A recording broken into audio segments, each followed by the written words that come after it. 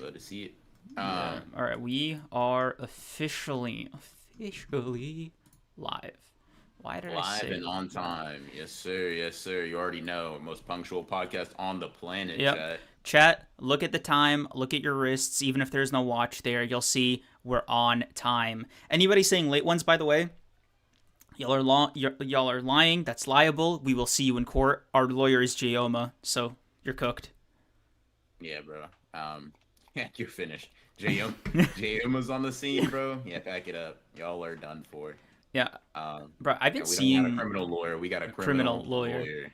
Dude, I've been seeing like this one comment on like every Jayoma edit, which by the way, I've been seeing a lot of Jayoma edits. Just kind of I'm two sure in you one there. have. Let's Yeah. relax. And the comment goes, law by Mike if you're innocent, Jayoma if you're guilty. Yeah, no, that's insane. That's so Uh, wild, dude. yeah, It's no. like, Um, Your Honor, my client, the culprit, whatever the hell the prosecution calls the person, mhm. the defendant. Yeah, the defendant literally has Jayoma as his lawyer. Is that not enough evidence? Honestly, at that point, it would kind of be like, hey, man, Like he so you're, clearly did it, yeah, man. Like yeah, bro. Like, can we please get justice, please, bro. Like, yes. JM was good at his job, but he's good at his job. Do you see what I'm? Do yeah. you see what I'm getting at, Your Honor? This motherfucker here certainly did it. He's guilty. He doesn't actually get guiltier than this. Yep. We could have seen him do it on camera, but JM being a lawyer is what sealed the deal. In all honesty. It's actually kind of crazy because like we do have a lot of evidence, but JM is gonna like disprove all of it. But it's just like it's him, man. We know he's guilty. Like what are we doing here? Yeah. Nah, I'd be mad. Your Yeah. Honor, Your Honor, can we please be serious? Your Honor, can we please be fucking for real? Like no cap. Like All right, just dead ass. yeah, Can we be for real, bro? for like five Why? minutes. Like Because we're playing, bro. because like the judge couldn't say some shit like, come on, this is a fair trial. I wouldn't trust myself as a lawyer to say you're glazing. You're kind of doing tricks on it, Your Honor. Yeah. Respectfully, You're doing tricks on it. Yeah, no, bro. it's like mistrial, Loki. Like Mm-mm-mm. Yeah, you. There's got to be something at some point, bro, where it's like, hey, man, we're literally no, bro. Can we sue Jayoma for something, bro? It's got please. I don't know. yeah, I don't know. yeah. So I don't know. I mentioned Jayoma in that opening bit. And I'm just like I think I'm like I remembered some of the videos with his clients, and I like bummed myself out retroactively. He's like, "What are you here for? I allegedly eat people." And how many years were you looking at? Eternity. And what happened? You got my case dismissed. I'm like, why? Why? What happened to settling, dog? What happened to doing like 1 year or some shit? Why is it always a clear dismissal? Yeah, bro, Like, he's just good at his job, man. like, I don't know what to say. because At like that low key, point, phone it man. in, bro. Like just once. Like it's okay, right? Yeah. A tie isn't a Bro, loss. bro's getting Sukuna off on like a misdemeanor or something, bro. 30 hours of community service and he's chilling. Like, yeah, no, we got to get this guy out of here, bro. We might be finished. Um, Keeping the streets dangerous. God. keeping the nah, bro. What he's like, no, bro. This is a mission to keep everybody on their toes. We lock away too many criminals, bro. Y'all not gonna have a reason to be ready, bro. Be on the defensive. Bro Like, starts moving like Thanos. Like everything requires balance. Like it's man. mm, Yeah. Anyway, let's read some of these super chats. M3D, thank you for the 2. Toto pulled up with a thingamajig. Yes, he did. Yes, he did. yep, I correct. am so curious what the Japanese word for vibroslap is. Vibroslap? How are you saying it? Vibra slap. Vib- Um, but vibration. Vibroslap. Okay, yeah. yeah, Vibra slap. Because I don't know any words spelled like that where I would say vibra anything. Yeah, right. Like Um, you wouldn't say vibration unless you were like British or something. I don't think British people say vibration, by the way. But yeah, Vibration. yeah. Anyways, yeah, the Vibra slap definitely a thingamajig. Todo core for sure. Definitely something that Todo would attach to the two bones in his arm. Um, as Liv, and I saw someone on Twitter point out as well. I was like, damn, bro, you really? I wonder if that's the condition. Like, it has to be attached to his body in some capacity for him to be able to, from a cursed energy and cursed technique standpoint, consider it an extension of himself to use Boogie Woogie or whatever, so that he can adjust it and whatnot. But that was cool. Like I said, it not what I expected, not what I'm sure anybody's ever expected. However, I'm not mad at it. I think it's cool, and it certainly does make him significantly stronger now, at least in terms of curse technique usage than he was before. So that's something. That's definitely something. Yeah. Yeah, Thingamajig is attached. Thing. Achilleon, thank you for the 10.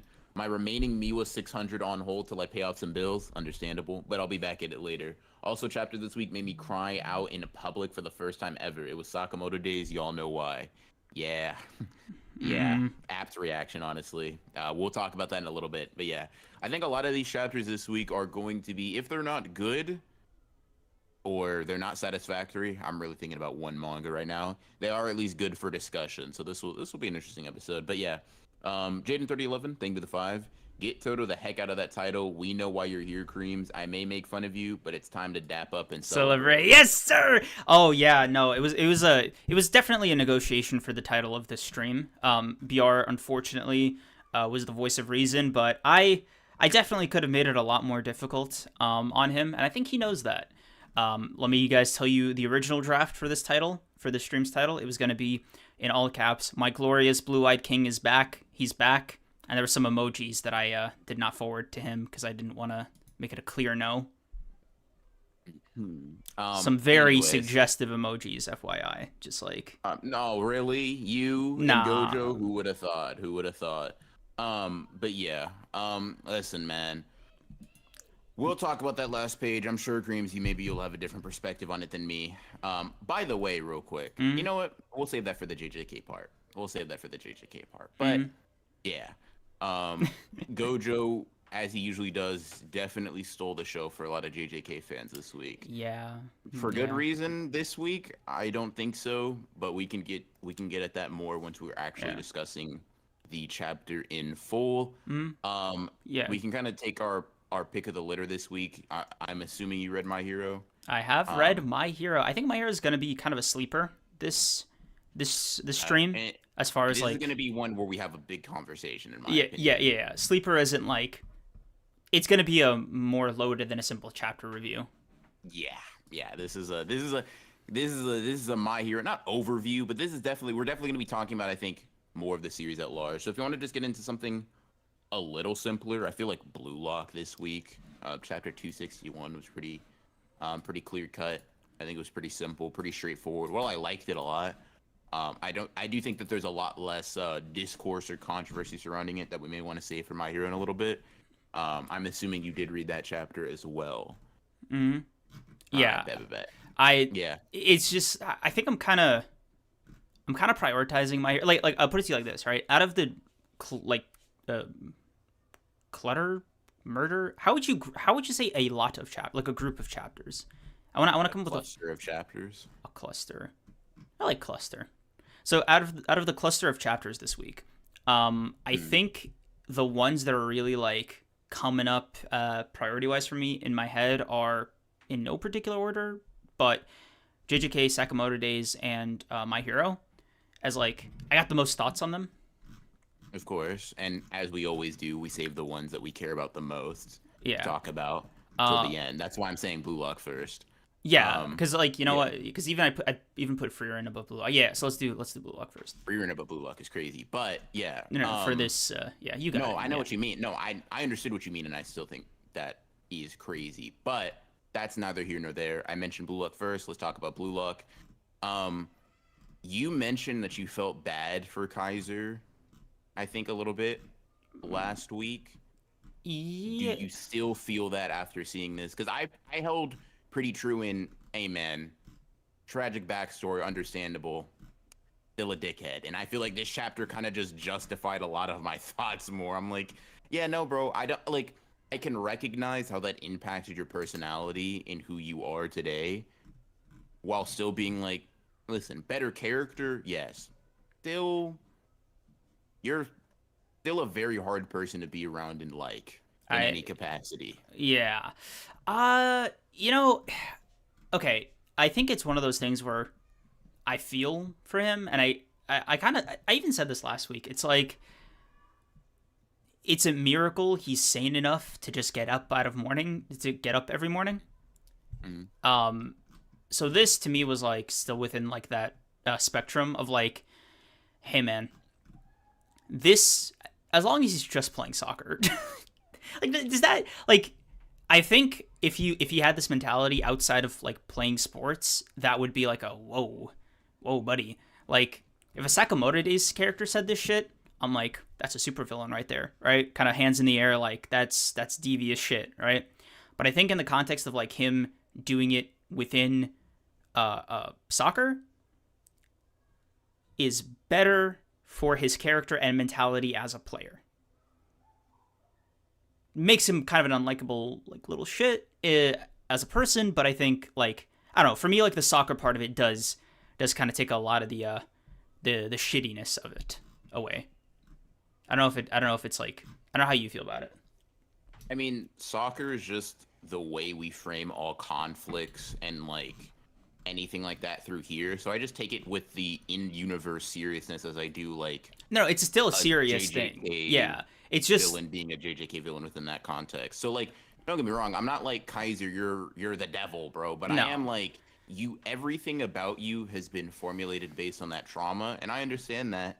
And that is like something that like even he recognizes that he's acting exactly like his fucking his father, dad, yeah. right? In the way where like he only feels alive by like making other people feel worse, you know. Mm-hmm. And that recognizing and aligning himself with that is like honestly a very sad thing in Mm-hmm. isolation, like in a vacuum. It's like, oh, that has to be horrific to be like at some point in your life realizing, oh, that person that abused me continuously, like, nah, bro, me, I'm I'm actually just like acting him like for him real, and I don't on a mind. on Yeah. every all the time. It's not even that he doesn't mind. It's like that's the only way for him to have value in his own head. And I'm like, Mm-hmm. holy shit. And then the one person that does like him, he like particularly cherry picked and manipulated into doing so for his own whims, which you can tell from the way he talks to Ness that they're not actually super close friends. Or Mm-hmm. if Kaiser does care for Ness, it is kind of like deeply hidden by a lot of his like general animosity, assholish nature, and manipulative tactics.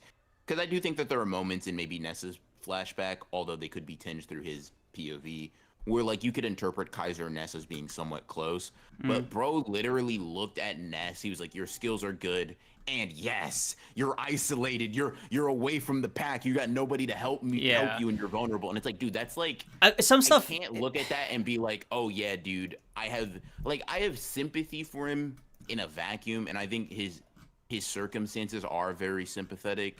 But I look at it and I'm like, I "Holy shit, man! it. You, I know oh this is my gonna sound God, crazy, you're such but a horrible person." no, he is a horrible person. I think what I was trying to get at is like, I'm glad it's in the context of him being a soccer player, as opposed to, like, okay, bro's moving like light Yagami, like he's reading psych books as a soccer player, and he's just like, man, soccer is a team sport where there's 11 people and I need them to pass to me. Fuck that. I need to keep playing this thing, or like whatever, jail, right? Therefore, I just have to get really good at this game. I don't know, man. There's something like cartoonishly malicious about it that on one hand is like played with perfect sincerity and understanding within like Kaiser's backstory and all this shit, right? But on the other hand is still like within the framework of him as a soccer player, where I'm just like, whew. like I just let like a little sigh of relief, like, man, thank God he's a soccer player. Does that make sense? Like I feel I don't know if I'm getting that across. Like, it's not that soccer is inherently like a less serious thing in the context of like Kaiser's mentality and all this shit, but it's like in universe, you know, it is good. This is an out, like soccer is the outlet and not like boxing. I mean, I personally, I would see boxing as the same thing. In the context of it being a sport, you're taking advantage of people. Like, I think I would agree wholeheartedly if you said, like, if you took it out of the context of sports, but I don't think there's any sport in which two consenting opponents come into it and Kaiser has this mentality in which I'm like, oh, it is more morally wrong what you're doing and like crushing their dreams and having that mentality, because like you can find real life boxers, right? Take Mike Tyson in the ring, who's like, I just wanted to kill my opponents. I hated myself and I wanted them to hate me and I wanted them to fear me, and I'm a warrior. I'm a god of war who just wants to just tear everybody down. And it's like, listen, you're fucking insane, right? Also, kind of genuinely crazy, low-key charged. Like, damn, bro. Like, but right, because it's within the context of boxing, it's like you're not. It's thing that is immoral, illegal, whatever, right? And that's why I think this football, this soccer, this like boxing comparison, I honestly hold them in the same esteem as just like, hey man, you got in the ring, you knew you were gonna get punched in the mouth. You got on the field, you knew someone's gonna try to like beat you, whatever. Yeah, no, now, we're saying Kaiser being on this shit in like to that's what I'm saying. Yeah, that's sure, but like I don't look at Kaiser with any less No, for me, it's like I still look at him as a very like reprehensible, like grimy, despicable kind of guy, despite the sympathy that I think is able to coexist. And this isn't like me shitting on his character. I think it makes him more interesting and a better one to have this depth and reasoning for it. But it is just to say that like I think the last chapter does a really good job of building up sympathy, so much so that it's not immediately dispelled by all of the genuinely like I think it's the Ness thing that really more than being an asshole to his teammates or whatever, right? I think it's a Ness thing that's really like, damn, bro, like Ness is a dick eater, right? He's like and he shits on Isagi and whatever because of that, but like this motherfucker came here for magic, for the magic of sports and the magic of soccer, and you like warp that and twisted that, and it's like that's gross to me, man. I'm like, you're a sick fuck, and that understands you are exactly like your sick fuck of a father, and that's kind of the gravity I take it with. I'm not like, at least it's football though. Personally, that's just not like I understand what you mean, but that's just not my lens when I'm reading it. You know what I mean? Yeah. But yeah. I will say it made. Go ahead. Yeah, sorry. It's more like I'm trying to frame it, not within like the context outside of Blue Lock, right? Like, it's even in universe, right? For Kaiser, it was like soccer or jail, right? Like very explicitly, and who knows, he gets out of it, blah blah blah, like what kind of person he becomes, right? But I think for me, in story, in universe of Blue Lock, and in context of the flashback and everything going on, even when Kaiser is getting his shit rocked by Isagi or like literally just being a fucking weirdo, this is still the more preferable outcome than had he not found soccer or had that FIFA or PIFA, whatever the fuck Blue Lock does to avoid a copyright strike, guy not spoken to him, right? Like, it's simultaneously soccer saved his life while at the same time giving him a quote-unquote safe outlet to get all this shit off of, right? So he can still be like morally reprehensible, he can still be a piece of shit, but it's like within the context of like he can get it out in the context of soccer and not like society. Right? Yeah. And I think for me it's like I'm so like, I think if I found out about Kaiser and I was living in the Blue Lock universe, I'm like, oh, thank God this guy isn't like out here with me.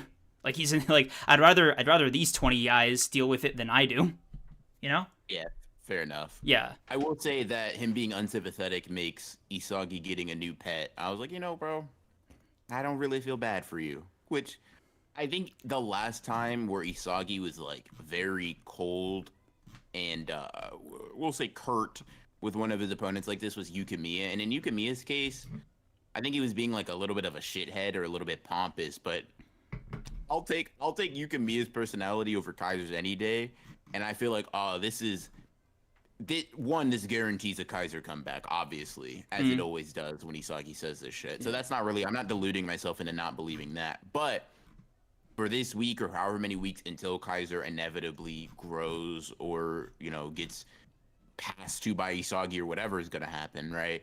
I will say that I look at this and I'm like, you know what, bro? W evilness, Isagi, W evilness. I haven't felt like this justified in being happy about Isagi's, we'll say, in-game assholishness since I think like Baro. I think Baro's the last character where I'm like, fucking, like no funny, jokey, hatey, like agenda shit. Like just genuinely when he like calls Baro a loser and talks down to him. I think that was like the last time where Isagi talked this much shit to somebody where I felt like, oh, thank you for knocking them down a peg, man. Yeah. Like, because like, please, for the love of God, stop talking, stop thinking, stop. Just talk your shit. Okay. So look, Kaiser, get out of here, bro. Literally. Like, Okay. I promise you, if I'm Kaiser, I'm coming at him with a flying kick. Yeah. And it would be in character for him to do so, right? Okay. Let me hit you with 2 questions then, right? Okay. First question.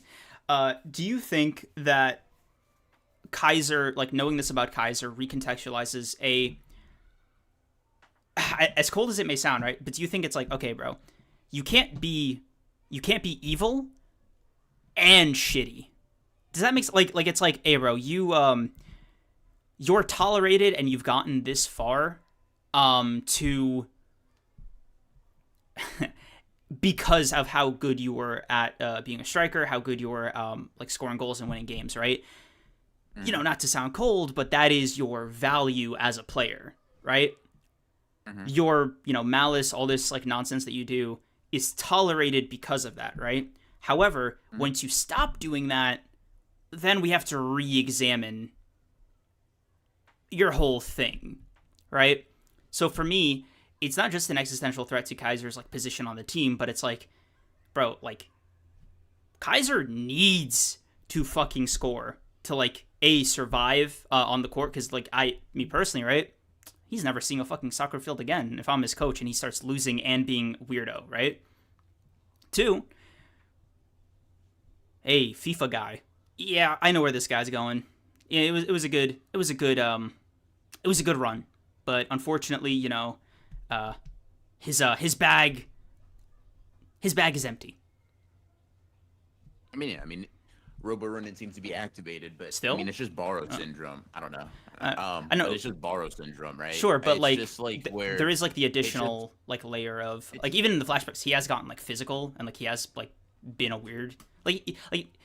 I mean, sure, yeah. but Baro's like picking Isagi up, like, yo, get the fuck out of my way, you trash or loser or donkey or whatever translation you go with, like, or it's Shido syndrome or it's whatever, right? I mean, Kaiser's not the first, and he probably won't be the last character who is only tolerable, like his personality and attitude is only allowed because he's good. And while Kaiser hasn't gotten any worse, because he's acting in opposition to Isagi via nature of his personality and demeanor or whatever, he's putting himself in a place where it's like, it's not just be good, it's now you have to be significantly better than everybody else. And unfortunately, you've come across a person who you were better than in the start of this, far better, but you being a dickhead to him accelerated his growth. Congrats. You played yourself a little bit. And even if Isagi wasn't there, Rin and I would say even Shido are kind of at the point where, like, he's coming across players who he can't entirely shit on, right? And it's like, well, Kaiser, that's kind of your whole deal. And I mean, in the same way, like Noah's logic and whatever, it's like, hey man, piss or get off the pot, right? Literally, because it's like, bro, I'm noticing you just missed 2 goals. Like, do you not know where? Yeah. Do you not know where the posts are? Is that the problem? Like, did you forget? I just think.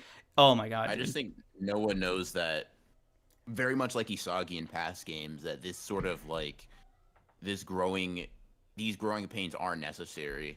Because if you say you do the same thing with Isagi, right? When he like shoots, misses wildly, and Kunigami assists him.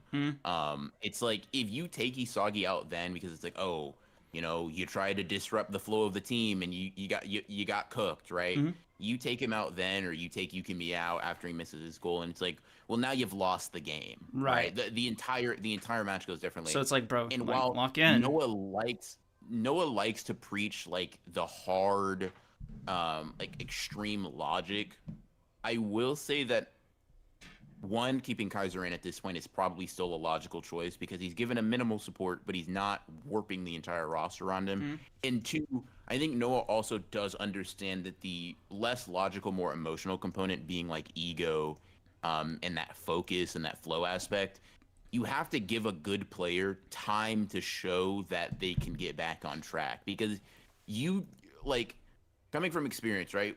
If you have like, and this only works if they're like, you wouldn't give this chance to someone like Igaguri, right? Duh. Mhm. Like you put Igaguri in, get hot immediately, or get off the fucking field, Yeah. loser, right?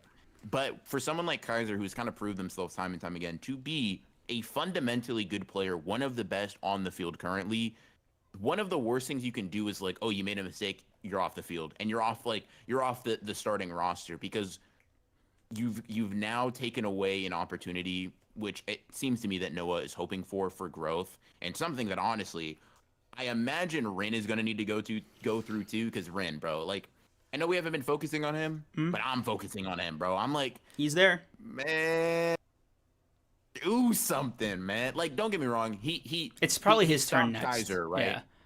He stopped Kaiser. He did his thing. Blah blah blah. Like, it's not that Rin is non-existent on the field, but it is like, I think Rin and Kaiser are probably in somewhat similar situations, both being placed in those situations by nature of Isagi, which I think is quite interesting. Mhm. I just wonder how that's gonna play out. One thing I will say that's not so much an overarching commentary on the chapter or the story, but I just thought was really funny. Mhm.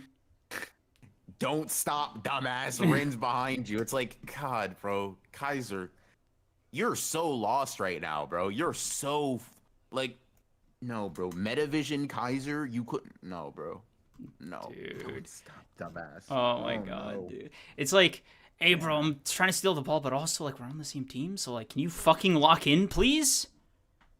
Yeah. Yeah. Yeah. Oh my god. Yeah. I think Yeah. definitely this is like either Kaiser scores next chapter or he doesn't, and this is just like us saying farewell to him as like a front runner. In which case, funny, hilarious, crazy though, right? I just think this is paralleling Yukimiya personally. That's how I see it. Yukimiya got shit on by Chris, and then like 5 or 6 chapters later gets the last goal by nature of Isagi, an Isagi assist. Yeah. I don't think he has to. I don't think Kaiser will score immediately. I think Kaiser's kind of like temporarily fucked over. Personally, I think he's going to be that way for the rest of the game, but I don't know if I think he's going to immediately get the retribution that he wants because Yukimiya kind of had the same. Damn, Isagi just shit talked me. It's time to lock in. Locked in, kinda. And then Chris Prince was like pathetic. Yeah. And then he was like, oh my God, I'm so unbelievably, undeniably cooked. Right? It's never been more over. Yeah. Holy shit, I'm dead, I'm cooked, I'm fried, finished, boiled. Like, you know what I mean? It's like, So, I don't know. Yeah. It might just be a thing where, you know, Kaiser gets like some kind of goal in. Maybe Rin gets the next like 2 to 3 chapters for his like.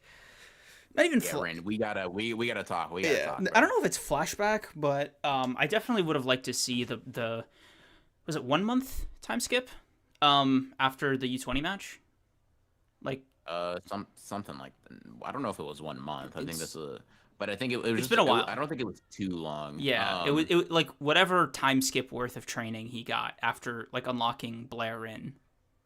Yeah. I kind of want to get a peek into that. Maybe if he spoke to Sai again. I think I'm Rin's depiction is so fucking funny to me because he's not like doing worse, right? His aura isn't like suffering, but it's like, you know, to use Frieren terms, there's some fluctuations. To me, it's just kind of stagnant. Like it's just like to me, it's like Isagi is clearly the one dominating the game in a way that I expected it to be much more of a significant back and forth. Mm-hmm. Where it seems like Isagi's kind of dominating Kaiser and Rin, and I feel like I'm curious to see which one of them tips the pendulum in their favor first. Mm-hmm. I will say, what was I gonna fucking say? Oh yeah, Kaiser and Ren fans, stocks are looking low. Buy low, buy low. Like if you're interested in that stock, buy now. Shit's not getting lower than this. Mm-hmm. Specifically for Kaiser. Ren, it might dip. Who knows, right? But for Kaiser, if you plan on being a future holder of Kaiser stocks, buy now. This shit is rock bottom. You can get like 100 stocks a penny, man. This is just get ready for the upswing. You know, I'm not really investing in Kaiser Industries. I'm buying a little bit, doing my due diligence. You know what I mean? Knowing how things are gonna swing back. But if you're a real Kaiser fan, this is the time to buy in, man. This is the time to buy in, because yeah, it's looking real dangerous. It's looking real dangerous. I think I got this at a cool 7.58. Yeah, I think it's 9 out of 10. Blue up peak again. But All yeah, right, bro. I fuck with it. Okay, speaking of fucking with it, Takamura Knights. Let's do this. Yes, sir. You think I'm senile, don't you? Yeah, I mean, you got me, bro. My bad. Shit. Listen, bro. Take the proper precautions. First of all, right? For everybody that thought Gaku was gonna come up here and solo. Yeah, that's crazy. I wanted a feat. You could say, hey, maybe he kicked Takamura, right? He landed an attack. Takamura's fine. I wanted the Nagumo feats. Alas, we won't get them today. Teamwork. But Gaku fans, I fear, are down 1 million. I know y'all really thought that with this entrance he was gonna come in and cook.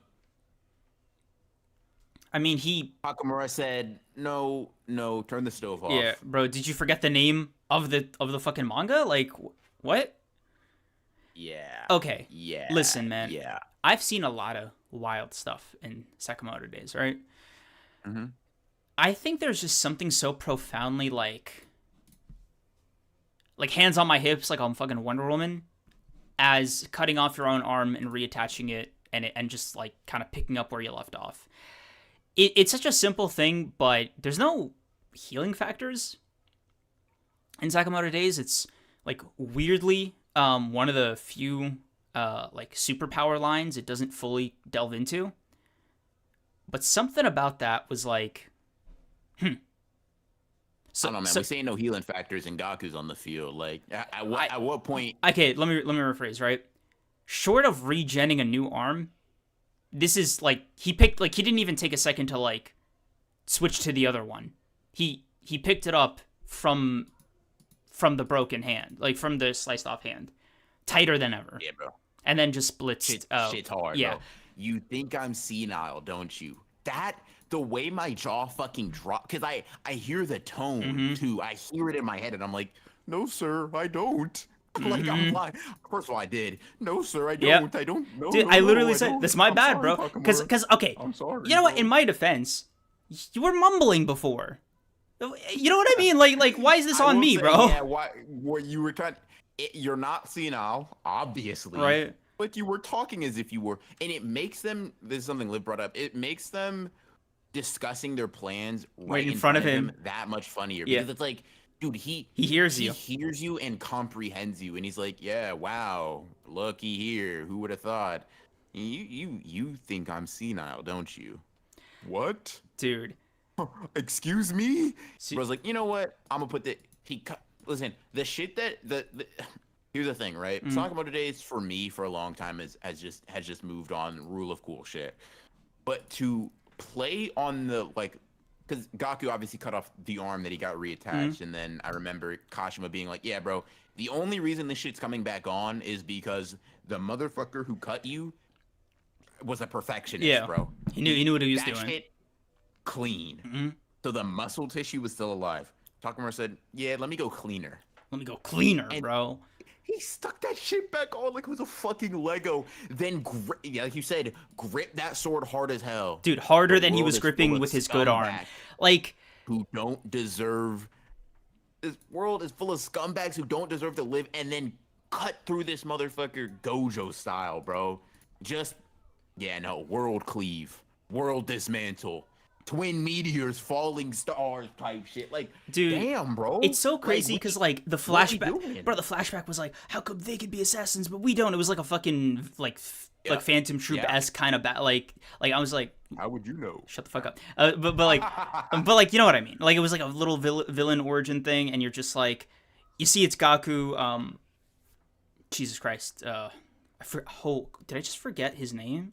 What's Usami?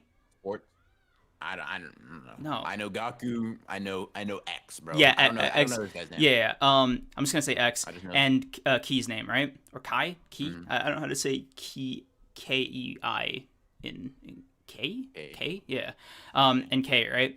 And you just like see this little origin. You're just like, oh damn, bro, they're about to lock the fuck in, and you're like, wait a minute. It's Haruma, by the way. Sorry, I completely forgot. But Haruma is sports guy who got cut in half.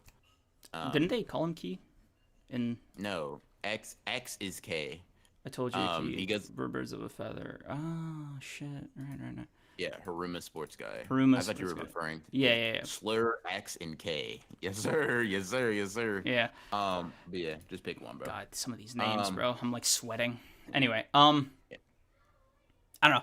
Shit was kind of cool that they had like a fucking anti-heroes Avengers Assemble moment and they're getting fucking cooked. Like, this is at least 2 order level. Granted, one of them's injured, right? But we'll say 1.5 order level, like, fighters. And Nakamura's kind of like, okay. Yeah, no, bro. Yeah, that's diabolical. Listen, bro, I'm gonna be honest. Sakamoto. Uzuki, thank you. Damn, that shit was. I knew it started with a U, but like, fuck. Thank you, Liv. Fucking hell. Oh, I did not want to have to Google that. Awesome. So, yeah, Uzuki, like and company, right? His crew, if you will. I think even at full health, this would be a lot more. You know what I'm saying? Lot more difficult. No, it'd still be difficult, but a lot more difficult now that they're injured. I got through that sentence by the skin of my teeth, dog. Fuck. You bear. Yeah. I'm gonna get some water. I'll be right back. I think I'm overheating. Necessarily you got through it, but yeah. Yeah. That's what we call passable passing. I'm gonna be right back. What the fuck am I saying, bro? What the fuck are you talking about? Bro got real bad with his words all of a sudden. Passable passing is crazy. Libra365, think of the 2. Gaku said I need the download and run back. Bro did not download shit. I will say that right now, bro. He is not downloading a single fucking thing. Maybe the download's still continuing though. I don't know. I think there was another super chat. Master Jackoween, thank you for the 2. Another Kagurabachi W that we'll be getting into in a little bit. But yeah, Sakamoto days. Yeah. You think I'm, because I hear it in the, because he's like, you think I'm senile, don't you? Like, and I'm like, I can, no, bro. Like, their reactions, honestly. My reaction, no, yeah. Bro. Also, dude, the floor would have gotten significantly more damp. That's all I'm gonna say, bro. Oh, me for real. Who? I could not be within sword range of Takamura speaking for the first time I've ever heard and insulting me, like. And it's just like a rhetorical question that is obviously poking at the fact that we're underestimating you, bro. We tried to shove you in a fucking elevator. Yeah. We didn't really want to. We're taking advantage of the fact you can't see, brother. Yeah, but also it's a double-edged sword, because like, oh yeah, just don't be hostile, and it's like, but we're trying to beat. Yeah, so you're kind of in this weird. Okay. So the plan is we're gonna capture him and then run away as fast as we can.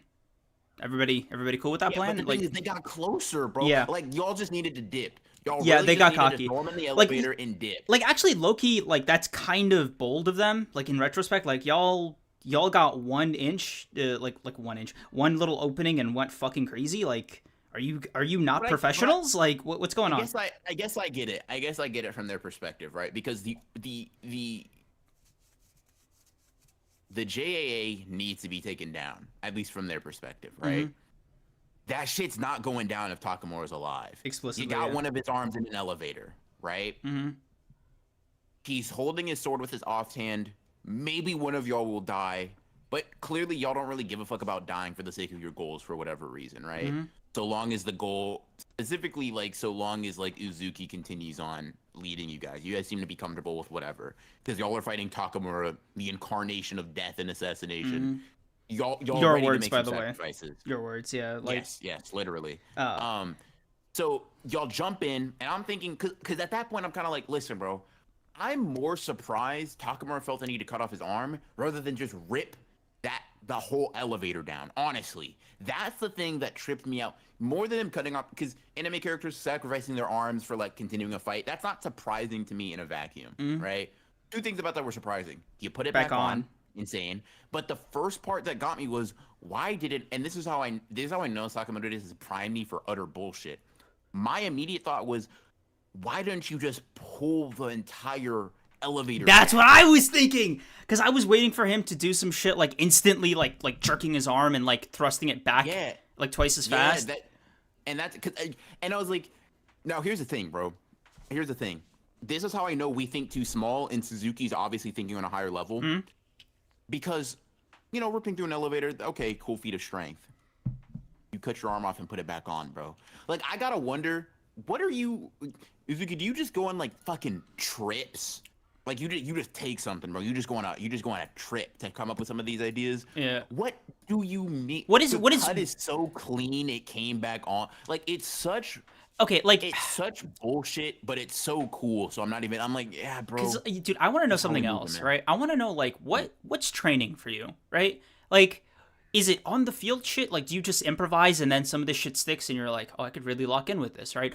Or do you like do all this shit like in the idea phase in the training room? Like, I gotta figure out a way to cut perfectly so that the muscle fibers reattach seamlessly, right? I feel like that'll come in handy 60 years from now. Cause like, what's the context, bro? Like who's cutting off your arm? Like who's getting as far as they did before? Yeah, I'm not gonna lie, bro. I think it's just he's improvising because what it is, right? Because he's had this skill he's had this skill since at least his first fight with Gaku. Survey says he's probably had it for years, right? And I imagine it's not to do something like this. Like I would imagine it's like a byproduct, right? Like he's just like, no, bro, just think about it. I need to train my sword. I need to be able to like on some. I'm sure you'll appreciate this. On some like atomic samurai shit, bro. Just like, nah, this precision is not enough, bro. Yep. I need to cut in between cells, in between atoms. The apple doesn't even know that it's been cut. Yeah. Yeah, exactly. And it's like, what for? Don't know. But I'll figure it out. But hey, bro, maybe there will be someone that can block my. Nah, bro, I can't let anybody block my blade. And like, okay, man, but no one's really trying. But also, like, what is giving you this fear, my friend? Like, who's making you this scared? Like, no, bro, he needs to be this strong to get rid of all of the scumbags that don't deserve to live in the world. Oh yeah, naturally, I forgot about that, bro. That's my bad. That's my bad. I was thinking too small. It's interesting, like. Sakamoto says that Takamura now is stronger than when he knew him in the order, but I'm pretty sure Takamura was still an old man. He would have to be, yeah. Yeah, he would have to be, right? And I'm just thinking, like, okay, can you just imagine a prime Takamura? Okay, like he's at the peak of his skill and peak of his physicality. He's like 25, right? I think he'd have to be crazier than. Okay, wait. Actually, let me not make this so loaded. Same age Sakamoto was before he retired, right? So was it like 22? Something like that. Yeah, right? Pretty young. At his peak, like really locked the fuck in, right? Versus Takamura at 22. Who do you think is stronger? Because I think relatively Sakamoto would be stronger in his 20s. Sakamoto probably. Yeah. Sakamoto seems like more of a prodigy that like reached his peak quicker than Takamura would have reached his peak.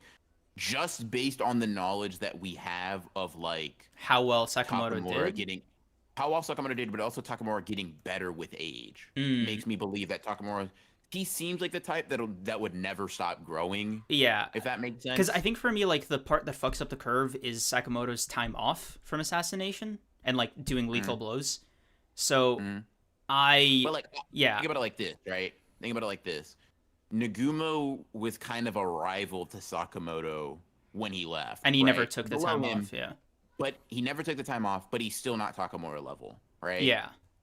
But he's above Gaku, so it's in a weird So you know what I mean? Where it's like, yeah, you're stronger, but like to me, Takamura has the vibe of somebody who's like, this is my life. Whereas like Sakamoto, he had friends and shit, Yeah. right?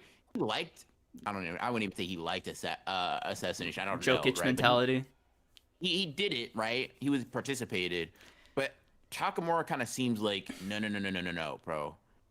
If I'm not killing, I'm not living. It's like on some real paradoxical bullshit. But so I don't think Takamura is stronger when he was younger than now. But I'm just saying, if you take his level of skill now, everything that he's honed, and you put him in a body that can see and react to bloodlust, and is probably just going to be stronger, more sturdy, stamina, whatever. Oh my fucking god! Yeah. He can actually, cook. Like I actually kind of just shivered a little bit. I'm like, oh no, bro, that's not good. I think what's crazy too is like he is mainlining a weapon, which is pretty rare. It's like okay, like it's like Takamura has Gaku two. does, Nagumo does, but like they like with Nagumo, right? With Gaku, he's the closest one to like because like Nagumo's weapon is pretty versatile, and it has like other purposes, right? Multiple functions. Yeah. That, yeah. Gaku's pretty similar to Takamura. I would actually argue Gaku might be the closest thing to like a young Takamura. To me, Probably. Yeah. In terms of personality, I would say so. Yeah. Or not personality. Personality is the wrong word. In terms of dedication to the fucking bit of killing. Yeah. Exactly. Yeah. Like I definitely think there's similar vibes there, right? The vibe of Nagumo, for example, and the vibe of Sakamoto is like this is like a thing they do. Right, it's a thing they're good at. For Sakamoto, it's a thing he was really good at, and then just like left. But he just could leave. Like he was okay with that, right? Whereas with them, with some of these characters, it feels like not only is this all you know, but in the case of Takamura specifically, it's like, dude, you're an assassin who's seen old age. Like that's crazy, right? Like on some Kashimo shit. Only like what you know. Here's the thing: we don't know if this is all he knew. All he's known, right? I could, but like you think he got it? You know, it'd be so funny if yeah. If dude, can you imagine like it would be insane if Takamura was like, no, bro, some tragic shit happened to me, and I realized, no, I need to be able to kill motherfuckers, yeah. Bro. Dude, the craziest thing would be like if Takamura was like, I've only been doing assassinations for like 3 years. I actually got into it as like a retirement hobby. Yeah, no. But yeah, no, bro. There's something again so cool to me about the prospect of Takamura, A, seeing old age, and then B, honing his craft for that many years and not retiring, right? Because there is like and people have already said it, right? But there's like a Netero energy to him where it's like why are you? You're clearly Why are you still even here? If it's you're pursuing something beyond what everybody else is looking at, bro. Exactly. What the fuck is like, it, actually? Like, bro, I know you got your pension. Like you can really stop doing this whenever. Question, bro. Do you happen to be a descendant of like someone named Musashi, perchance, bro? Because he's the only person I've seen this dedicated to cutting shit, man. Like, what's the angle, man? What's the what we doing, bro? Oh, no, I just like killing for real. Like, damn, bro, you don't want to go fishing, dude. You don't want to start reading books, write a book, man? I mean, one woman, like just one at least, right? Like, have you ever? You couldn't say that to Takamura, bro. No, bro. The way, because now that he's got dialogue in his bag, and now that this motherfucker hasn't been able to speak for probably a majority of his life, right? But now that we know he's got dialogue in his bag, bro. I couldn't say that like genuinely curious, right? Like at least one, right? Like it has to be at least one, unless is it at least one? Am I being too generous? Fucking hell! Oh my god, dude. No, bro, he's going to sever the fucking synapses in your brain, bro. Like I don't know what shit he's gonna do, but I will say this was some Baki shit. I think is the way a lot of people have been putting it. That's a high bar to clear, man. I know. I'm trying to like put it back on. Bro. Okay, this is crazy. Okay, lock in for a sec, right? Pretty basic, like average Baki level insanity, right? Like that's what this is. I mean, it's like the random narration they'll be giving to Yujiro. So like, just imagine, right, Mm, that Yujiro is walking down the street and they're talking about like, I don't know, the precision of his kicks, right? mm. And they're like, Yujiro Hanma has such speed and swiftness with the angle of his foot. He's able to sever someone so cleanly they can be put back together again. Like if you just frame it like that, it's like, oh yeah, that's something I could see in Baki and wouldn't bat Right, an but eye at. specifically You could- Yujiro, yeah. Okay, Specifically Yujiro, yeah. yeah. Okay, so I think like that would be just shy of like the Yujiro Baki thing, and it would be like in like the like okay, let's this isn't a ranking of quality. This is like a ranking of like power in Baki, but like you know Hanma people are in S tier, right? I could see Mhm. this Takamura thing being like a solid high B or like a solid low A on that scale. Probably. Yeah, I would agree. It's not the craziest shit we've seen, Mm. but that's why I would say it's still because A or B on Baki is like, what the Fuck yeah, yeah, fuck? dude. I'll never forget you on Shammy's stream, trying to explain like Baki weirdness to him, and you were like, "No, this is the author is like trying to blend in, like he's he's not like this is not somebody trying to be purposely crazy like fucking Fujimoto." You're like, This shit just makes sense to him, man. yeah, like he's just like, "No, guys, we're all normal here, right? I'm one of you." Yeah. One of you is crazy because bro is not blending in. No, he's But not. yeah, The yeah, the Baki writer could be anyone in the crowd. yeah. No, he can't. The guy in Joker makeup, yeah. mm, yeah. No, no, no, no, no, no, bro. I thought everybody was gonna wear this. Yeah, yeah. Um, yeah. But How do you do, my fellow humans? What a nice day to breathe and eat. Am I right? Ha ha ha! As we humans laugh. yeah, no. As we humans laugh. Okay. Um, I'm like, yeah. damn, bro's come a long way. That's way more normal than last year. Yeah. I will say though, Takamura Days chapter, Solid 9 for me. 9. Yeah, this was like genuinely good eats. This was good stuff. Yum, This yum, was yum, this yum. was this was nice. Yeah. Okay. I can jump into Kagurabachi real quick, and then we can do Frieren. I Um, want to do some of these super chats real quick. Okay, cool. so Sleeping Danger, thank you for being a member for 9 months. Is it that dumb ab with blue eyes is back? I'll personally find Gege's location. You will find a ban. Master Jack Oween, thank you for the 2. Another Kagurabachi W. Damn, that would have been... You know what? Go into that. That's a good transition. Fuck it. Go into I read Kagurabachi. that super chat like 30 minutes ago, brother. So we'll just finish this out. Angel of fine. Lexus, thank you for the 5. Maharaga is the main villain of the fic, his human life anyway. Hold on. Divine General Maharaga, but like before whatever. Oh my god. Kind of a sick idea, I'm not gonna lie. And I Anyway. need Gaku Ganji dead. Yeah, just kill him. Yeah. Also, Slur is gonna be Kreams' favorite character just by name. Alright. Lore accurate. We were fucking Um, Libra365, thank you for the 2. Gaku said, I need the download and run back. Yeah. I read that. Oh, okay. Yeah. My bad. Yeah, he did not download shit though. That was kind of what my response was to that. Download Achilleon, failed. thank It you for the crashed. 10. Best case scenario, Takamura can only keep his hand attached by clenching his muscles, and the group will catch on and take advantage of that to escape. Hey man, they need to take advantage of a fucking Of a lot, of yeah. a fucking smoke screen, bro. Like Yeah. just go, leave him alone, man. Leave him alone. It's like, dude, they're gonna have to use the Takamura, look behind you technique. Yeah, yeah, yeah, yeah. It's We know you're not senile, but please believe us. Yeah, I mean, There's dude, even it's so bigger cool. scumbag to your left. Dude, Kill he him. couldn't say some shit like, "Did you idiots forget I was blind?" Yeah, no. He could not be on some tough shit. Like I can't see. What do you mean? Yeah, no. If they're not trying to kill me, bro, they don't exist. That is some assassin shit, man. Holy. Anyways, whatever. Straw Hat Marcos, thank you for the 5. Hey BR, just for my Yuta agenda check, chapter 251, page 7. Also love the stream, boys. Keep it up. Appreciate you. Appreciate you. Yuta agenda check, huh? Hold on. I feel like I know what it's gonna be. I do, and it will be something that I want to check in chapter 251, page 7, you said? From Sukuna, dismantles broad strike zone. Wait, what? Hold on. Chapter 251, page 7. It's just him ripping out Sukuna's tongue mouth thing and then dismantles the broad strike zone so he can use an hollow shit. Even a single technique requires hand signs or chanting a curse, sometimes both. Oh, I don't know what you want me to glean from this, but I will say whatever Yuta agenda you're on, I'm pretty sure I'm on it as well. Not anything, but I like Yuta. I want him to spin back, bro. Spin again, Yuta. We want to see you.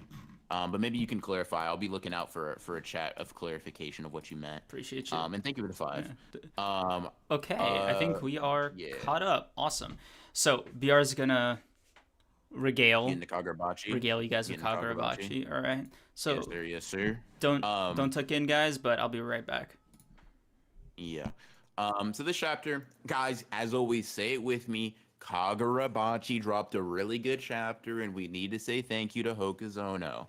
But this was good on, I think, a couple of fronts that I really enjoyed. Hiyuki showing up. Hiyuki always has a lot of charisma, man. I will say, every single time they're in the manga, I'm like, I like you. I like you. You got sauce for it, and I appreciate that. We got big bad, potentially like end game or mid game big bad disappearing for the time being, but that's cool. That's whatever. It's no big deal. The Hishaku big bad might be delayed, but I like what we saw so far. He's clearly not the type to fight exclusively for fun. Decent characterization, blah blah blah. That was cool or whatever. I like the sneaky extra wording that Hokuzono kept from us, where Jiro's saying "I'll kill you," and while he says this all in one coherent sentence, "One day I promise," hiding that from us to kind of recontextualize something that we saw before was nice. Aside from that, the thing that stood out to me the most, or one of the things that stood out to me the most, Shiba. I've been saying it, I've been thinking it, I've been preaching it, but god damn is this motherfucker strong, man. Damn is he cool. The lighting up the panel, Hokuzono, fuck. You get it. No, bro. You burned his backstory, bruh? No. Nah. Yeah, no, you literally, I mean this, when I tweeted this out, but I mean this for both Shiba as a character and Hokuzono as an artist. You can't teach sauce like this. You either get it or you steal it. I don't know, man. I don't know. This shit was crazy. Bro was like, yeah, no, y'all are the strongest of the Sazanami. So that's cool and all. Tell me how to open the door or I make your eye an ashtray. What? No. Yeah, Shiba. Yeah, I like this guy. Yeah, that's what I want to fucking see, man. That's what I want to see. This is good age. Bro got like 2 scratches on him. He got some dust on his clothes or whatever. Got a little scratch on his forehead or whatever. But god damn is he cool, man. Holy shit. Shiba gas going crazy. I'm fucking with it, bro. I'm rocking with it. But yeah, I will just say I'm looking forward to Tenri versus Shiba, because Tenri obviously got that. He got that like kind of like bow enchanted blade amp, although it's obviously not to the same degree. It's kind of a similar manifestation of spirit energy, or a physical manifestation of spirit energy rather. So that's interesting. Even Chihiro's noticing that, like, oh shit, the atmosphere is changing. So yeah, that's cool. I'm looking forward to that fight. I hope we get to see it a little bit. Shiba looking a little nervous. So who knows? Henry with this amp might be something crazy. Might be something a little deadly, a little dangerous. So I'm looking forward to seeing that. And I will say, look at Hakuri standing for some. Yeah, I'll handle this. No, bro. That last page to the Sazanami, he's only a tiny bud that's finally sprouted. But now that the wall is broken, the genius blood that flows within him accelerates that blooming. Oh my god, Hokuzono, cook. Oh my god. Hakuri, cook. Save me, Hokuzono, save me. This shit about to go crazy, bro. Kagurabachi. So, oh my god, bro. Holy shit. No. Yeah, no, this was elite chapter, elite writing. God, Hokuzono saved my life. He saved me from a burning building. He gave me $1 million. I don't know, bro. That's my children's godfather for real. They're like, hey man, hey man, like shit, keep writing like this. might be able to write you in there, brother. Might be able to write you in there. Also, So I will say, getting the swordsmanship, like sign off from Inoue, crazy. did that actually happen? Yeah, so for a manga contest or whatever, right? A bunch of people obviously enter their manga. Have like they had like a bunch of people judging. Inoue was one of the judges, right? And it was for a one shot, right? It was Hokuzono's work, but it's not Kagurabachi. It's always like, yeah, no, bro, this motherfucker gets sword fights. He just makes them seem so cool, bro. I'm really locked in. Yeah, And listen, I haven't seen this good a job since me. I'm gonna say this, bro. You probably can't get a better swordsmanship sign off than that. Like I couldn't be Hokuzono and hear that, bro. After reading Vagabond, no, you can say that to me. No, bro, because now I'm like, well, yeah, you're gonna be cocky. I'm obviously him. I'm categorically him, because he said so, bro. Capital HE. I don't know, man. This shit was good. I'm obviously drinking the Kagurabachi Kool-Aid. And we locked in. Yeah. We locked in. Man, I had a thought while I was refilling my cup here. Congrats. You shut up. Anyway, you can just say crazy shit because I never listened back to the Kagurabachi part, right? So you can theoretically say some crazy shit in here and then just like, pick up when I've unmuted and just jump back into it. And do you think that have you dismissed the possibility of me already doing that? No, I've already given up. I think for me it was like, would I rather rewind a couple seconds or live in ignorance and let the cards fall where they may? And I made my choice. Better for you. That's better for you, man. I'm glad you made that decision for your mental health. W decision.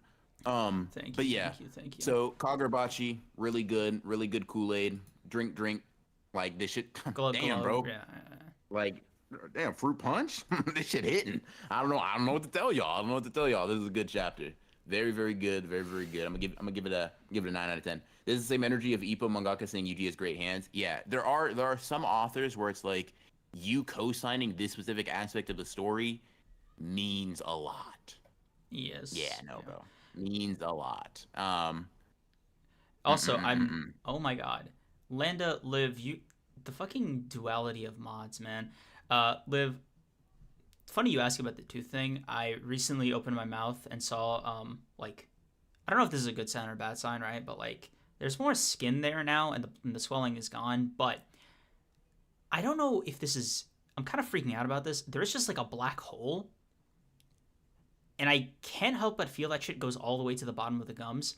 I'm trying not to freak out about it, because last time it was similar. So, hoping the antibiotics, which I just finished, do their thing. But if I feel even slightly uncomfortable, that orthodontist is getting a knock on his door expeditiously. A panicked one, too. Like I will be grabbing him by the collar. You want teeth, I want answers type of conversation. In a video game.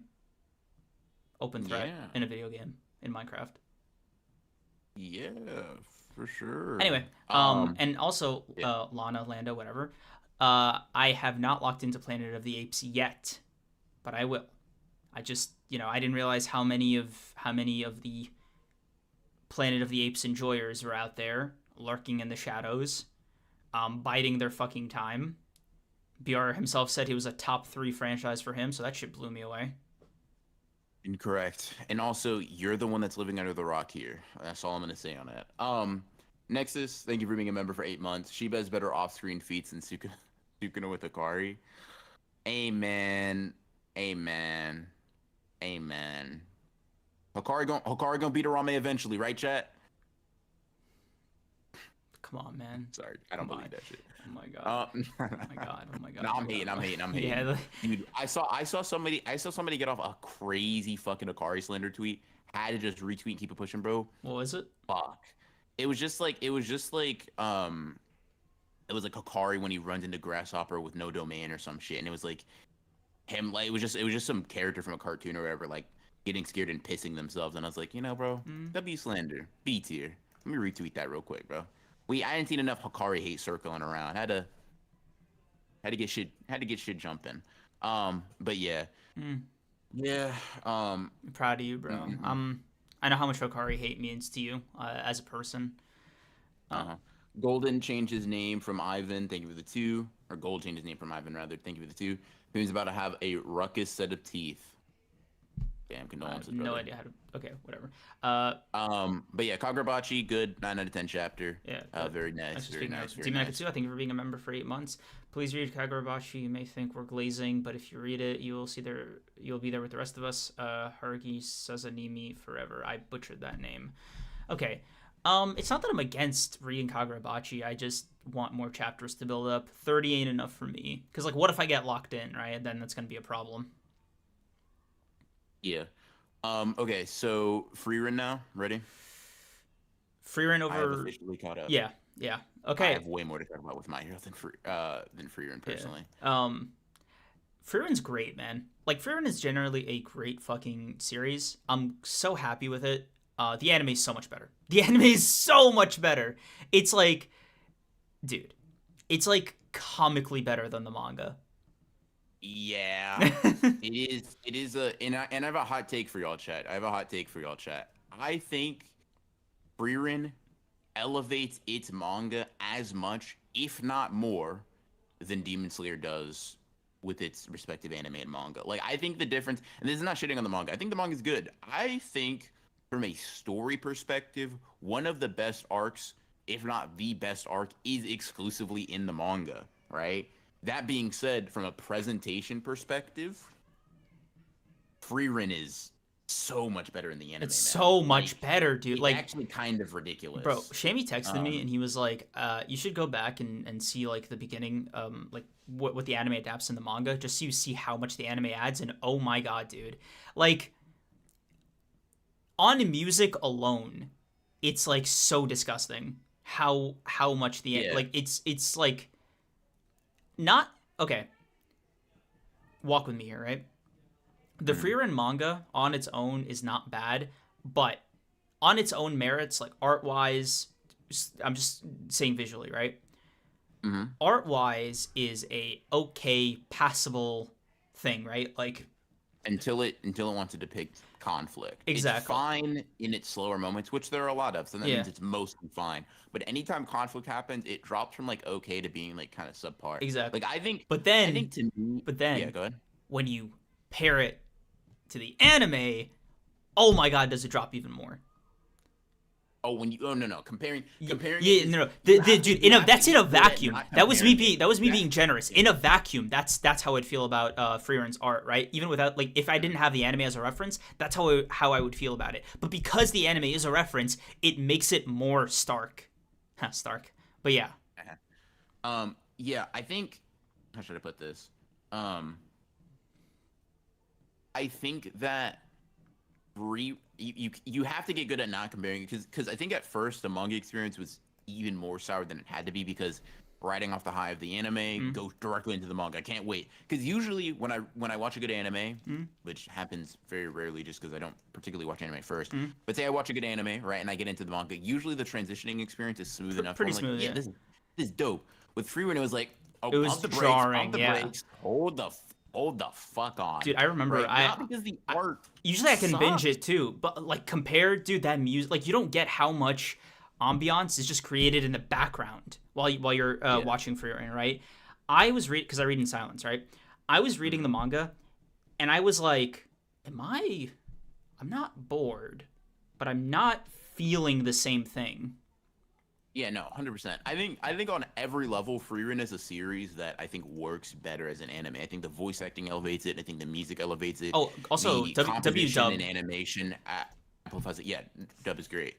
Amplifies it, does a really good job. I think the character work is just much more interesting. The color palette elevates it so much, because in my opinion, the best parts of Frieren, the manga, they came from color pages, bro. In terms of like, I saved a lot of the color pages. I'm like, oh wow, this is so beautiful. I get where the anime kind of got its general color palette from, right?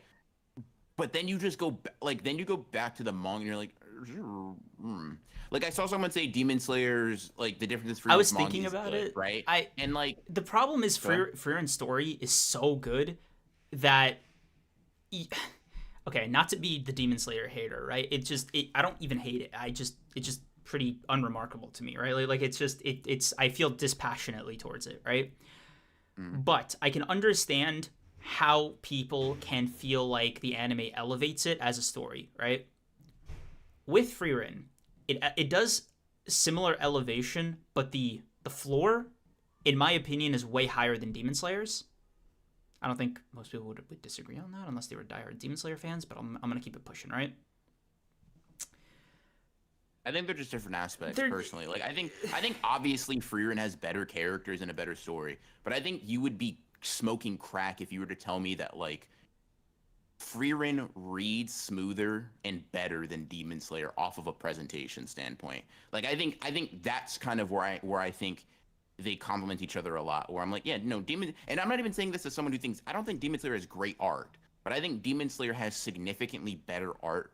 From like a paneling to paneling, panel to panel perspective. I'm mainly saying better. It reads smoother. Whereas Frieren, a lot of the things like even the yapping that they do, right? In anime, that's fine. Right. In manga, that's manga, reading. It's like that's active reading. It's because like okay, God, you're not giving responses. You're lore dumping for. Exactly. It's a little exposition-y. Pages, and it's fine. It's fine. Like I like Frieren. I liked it when it's. I don't have a problem with the exposition in a vacuum, but I think the way it gets handled in the manga comparatively is like, oh, I didn't notice how much y'all fucking talk. Yeah. Because I was listening. I will, like, I think the point I'm trying to kind of weave my way through, because I don't want to sound like I'm hating, is that if Frieren's story wasn't so good, the art, presentation, and general vibe shift would have been a rougher experience. I don't know if I would have dropped it because I'm so locked into the general story and stuff, but it would have made it much harder. Like if there was even a slightest bit in story quality, it would have made the read that much more challenging. But here's the best way I'll put it, right? I think if I just picked up the Frieren manga, as I had planned to before the book club thing, right? I would have maybe rated it like a 6.5, 7, right? I rate Frieren now, off the anime, it's a 9. Yeah, right? Off the anime, it's a 9. Yeah. And I think with the manga, at worst, it comes down to an 8.5, right? But I think the manga, like if you're just reading through the manga, I would say that first chapter probably, like that, you know, that episode where we're like, damn, bro, with Himmel, it almost made us tear up or whatever. Big Himmel, it doesn't do that. I read it back, and I was like, I'm moved by what the anime did. You're just remembering it. Yeah. Like all it is like, oh, I remember when this happened in the anime. I read that chapter back, and I was like, I literally am not very moved. I'm not compelled by the manga. Dude, to find what is so great about this, in my opinion. I was literally rewatching the first season with my friend, right? And I got to I think it was the first or second episode where they were burying Himmel and Frieren was crying. That shit, you know, heart from my chest, right? Like obviously weeping, sobbing, and crying. Haven't used that technique since the Heian era. I did not get that vibe from the manga. Not at all. And I'm not trying to shut on the manga. Yeah. I'm really not trying to do that. It just, the anime is just so good. Like, it's more of a compliment to the anime than it is a knock against the manga. Yeah. God, the manga was fucking... not the manga. God, the anime was good, man. Yeah, I can't wait for season 2. I'm so... Yeah. Because here's the thing, right? The arc... And I guess we'll get into, like... El Dorado was crazy, bro. Say it again? I like that. El Dorado... That whole with the city of gold. Yeah. Oh, okay. Yeah. I just want to give like a light spoiler warning. Won't get too into the weeds, but I am curious about like your overarching thoughts because Shammy said it was like the best arc, and I'm curious where you lie on that spectrum. Because I think story character wise, I mean, 100%. Yeah. Okay. I don't think there's anything that like you can. Trying to think, I don't think there's anything that compares. In all honesty, when I think about when I take away anime tags, right? Because obviously we've already or rather if I add anime text to this arc, right? City of Gold, bro, Yeah, no, that is going to. it's peak. Oh my god. Yeah, the Oh anime my for that god. is gonna go crazy. Um, Mom to me is a very interesting antagonist. Solitar or Solitaire. mm, I don't know how to say her name. Sorry. mm, Um, don't worry about it. but good, good eats. Good eats. Very. I even like Gluck. Gluck is like very cool to me. I, Um, I think for me, I'm like, the entire time I was reading it, yeah, I was fully locked in. I fucking binged it, right? Like, obviously, mhm, it was exceptional stuff. But in the mhm. back of my mind, I'm like, I know music in this one scene, a little lingering shot here and there, like, and it would just go way crazier. Like, especially on, fuck, what's his name again? Old guy with the monocle. Um, Wait, what? Denkin? Denkin. Yeah, I know Denkin's Yeah. backstory is gonna hit a lot harder in the anime with his I will wife. say Yeah. there was a little bit of a feeling where I was like, I do wish I had waited. Like there was part of me that was like, I wish I saw this in the anime. Yeah. I wish I saw this in the anime first. But like the anime is gonna add stuff, so I think for me, I'm like able to write that Yeah. off mentally in my head. But also, I'll be honest with you. This is that thing I was talking about earlier, where I was like, the story is so fucking good that I can lock in despite the art being what it is. Because like for example, the color spread, which by the way, what was your reaction to that? When I flipped the page, I was losing my fucking mind Uh, in the flashback in the time travel stone thing. Did you see the color spread? oh. Yeah, yeah. Yeah. Yeah, Dude, no, that that was so cool. yeah. Yeah. Yeah. Like a lot of fucking great moments. The I don't know if I talked about it, if we spoke about it when we spoke about Frieren's anime 2 weeks ago, but I just want to reiterate it, right? I fucking love how Frieren does demons. I think it's pretty unique. It's pretty honest and pretty consistent, right? I love that the entire like conceit of the mocked arc was like a long-winded way of saying, guys, like they're demons. Like they're not like there is no like negotiating with these beasts. There's no they are what they are. Like every part of their biology, their magic, their fucking hierarchy, their existence is this. Because the second he was like, oh yeah, no, the band is working perfectly, and I just have no concept of malice. I was like, peak. Page on fire. I fucking love the demons of Frieren, man. What do you think about them? I think they're cool. I like them.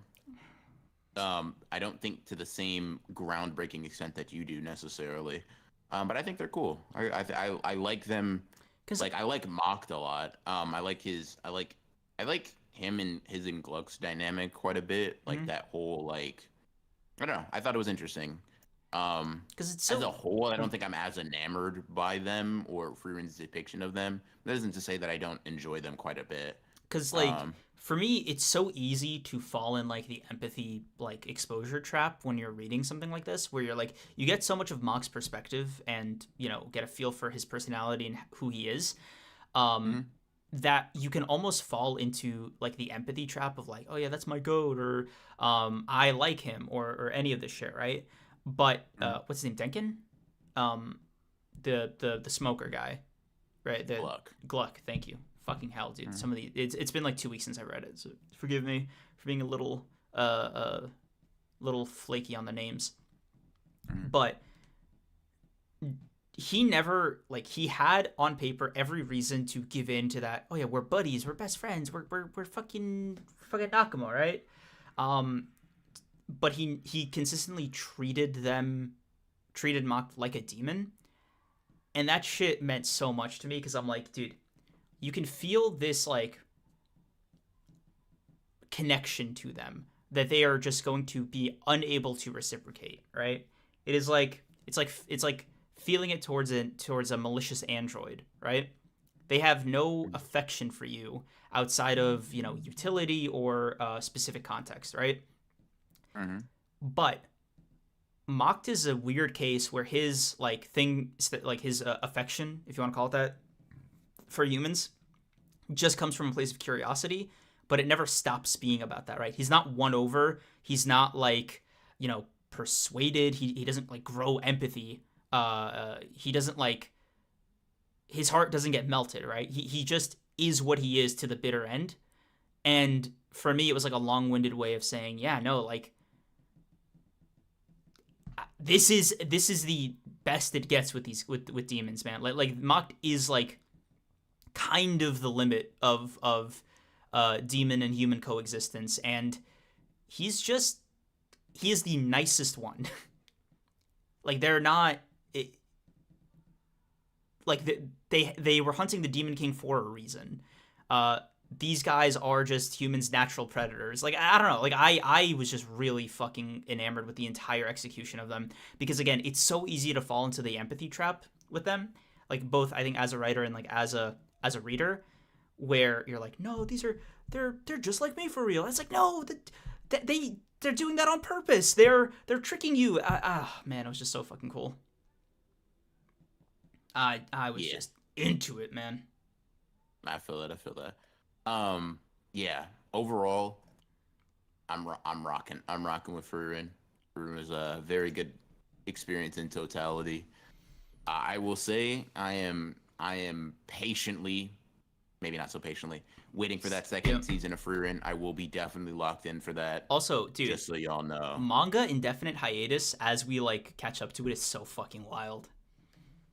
Yeah. That's so weird. That's so sad.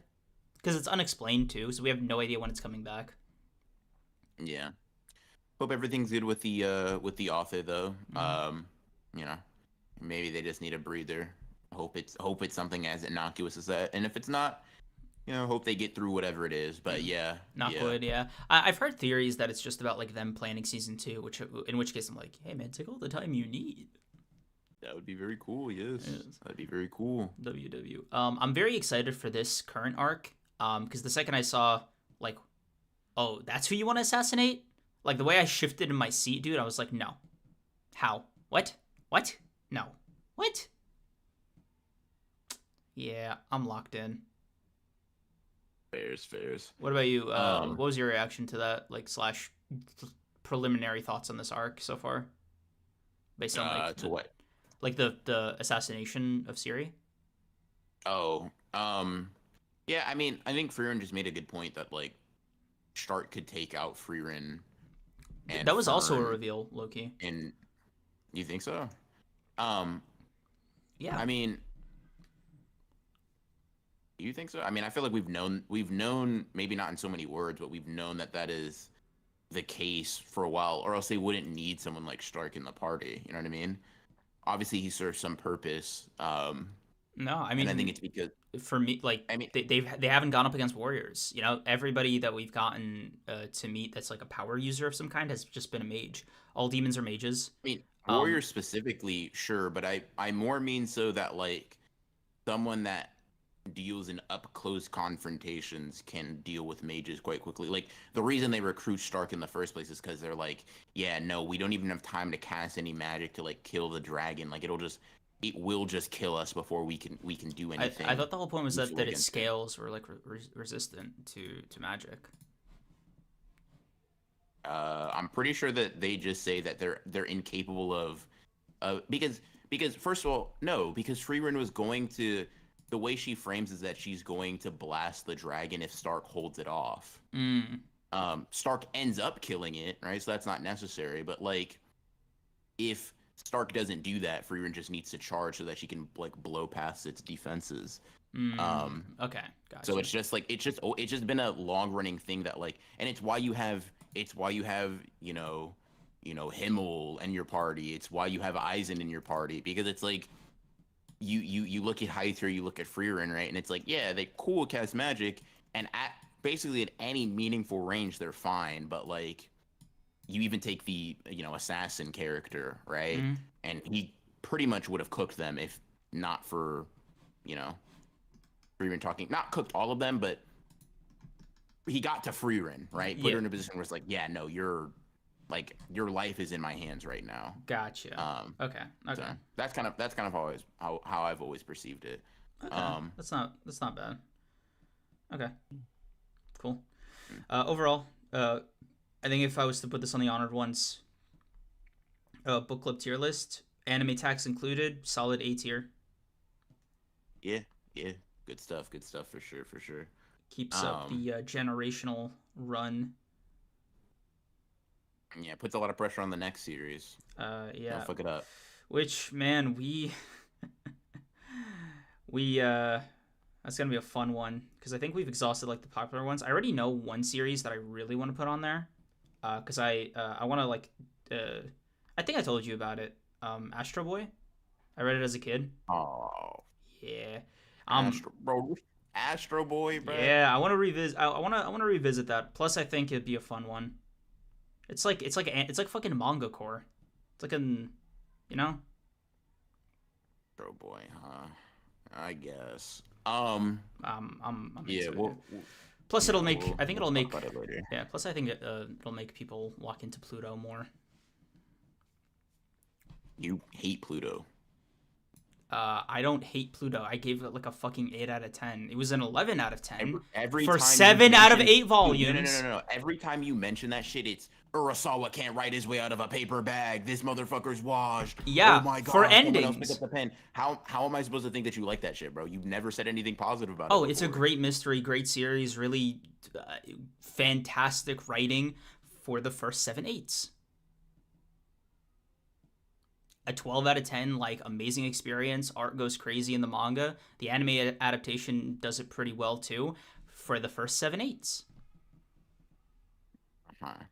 But then, Urasawa's nasty, disgusting, filthy, vile habit of not being able to end a series to save his life kicks in. But I'm willing to give praise where it's due. But he can't end his way out of a paper bag. Anyways, whole family, gun to their heads. Yeah, he couldn't do it. We'll get y'all whatever those book club nominations are. Sometime through the week, so you guys will, be on the lookout for that. But yeah, Frieren, very good, very very good. Enjoyed my time with it. There was so much malice. First time in I've watched an anime in a while. Yeah. So yeah, nice little change of pace. Appreciate it. Yeah. I don't. Yeah, this leave. I don't hate Urasawa, by the way, chat. I'm just a little disappointed in him with his endings. That's it. This leaves, in a very rare form, My Hero Academia and JJK as one of the My the 1-2 punch. The last two series we're talking about. Man. I guess it's time to talk about My Hero. Yes, sir. Okay. Okay. First of all, let me just ask you generally, how do you feel about this chapter, man? I think I was taken aback by it ending this chapter more than anything. I don't quite know how I'm sitting with it because I was telling Mikey, right? I de-invested a lot of my personal stocks in MHA after like the Dark Deku thing. So that was one of two like major shifts that I made with my mentality for the series, right? When I say de-invested, it just means like I started to take it a lot less seriously than I once did, and I lost a lot of faith in Horikoshi. Not in like a mean way, just like in a like unconsciously, and then like I kind of like worked out what exactly my problem was, because we've been, bro, from this fucking podcast, there's a recorded history of like our ups and downs with MHA, right? And even the last 100, 200 chapters, right?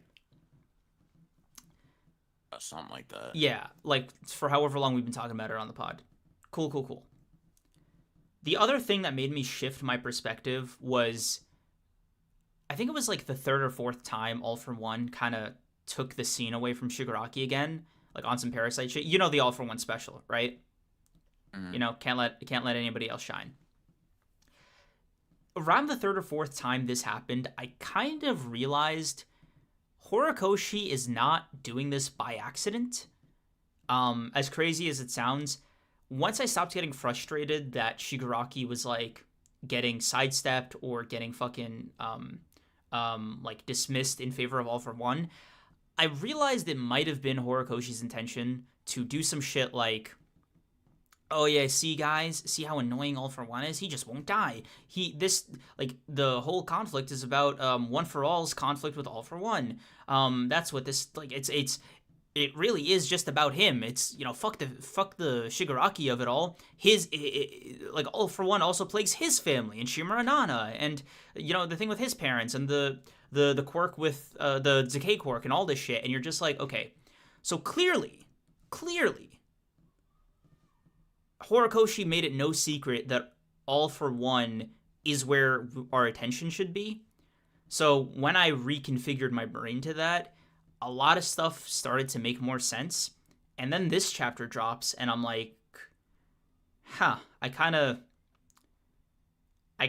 don't know how I feel, because you can intend to do that, but this is the weirdest way I thought you would do it. I even disagree that he properly conveyed that he intended to do that. I don't think he properly conveyed it. That is just that was a like realization born out of frustration and time. I know I'm like telling you in the context of like the hindsight, but keep in mind this is like over the course of like 2 years of like going back and forth with like Horikoshi's writing. So that's just like, that's my fucking asterisk for that, right? Then this chapter drops. I'm like, okay, what a weird way to do this. What a weird way to do this. I love you. I want to see you. You never did anything wrong, All for One. I've been washed my whole life. Like some of this shit I was like, you ever do the Mickey Mouse thing like you do for Black Clover, but like in a disappointed way? Like, I don't know if I've ever called something Mickey Mouse and been not been disappointed. No. Like you're not trying to be funny. Like you just mean like, this is, I'm Deku and you're watching Disney Channel type of energy was this chapter. It was almost funny. I don't know. That's roughly how I feel. Yeah, this was. I'm trying not to let a lot of my initial knee-jerk reactions fester, but fuck it, bro. They're festering. Holy shit. Also, this was. I do have a request of you. Grade A, genuine, like. Real quick. Ass concentrate, bro. Hold on. Yeah, you were just. No. Bro. It's addressed to you. Despite everything I've said, I do not want to play the role of My Hero Academia defender here. Just to be clear with you in chat, that's not where this is going. All right, that's just want to make that clear to everyone. Don't defend it, bro. Like, yeah, I don't. Yeah. Just yeah, like, because like I don't want you to set up like a thing for that either. But yeah, go on. Okay. Anyways, whatever. This was weird on so many levels. For me, the All for One point is like, okay, you can't have your protagonist. Not you can't. Clearly you did. It's really strange to have your protagonist have zero connection, any meaningful characterization, any meaningful dynamic, any meaningful interaction with the quote-unquote final villain, the big bad, the one that it was all about or whatever, right? And it's just like, dude, Deku and All for One have had like a total of like 1.5 conversations or some shit.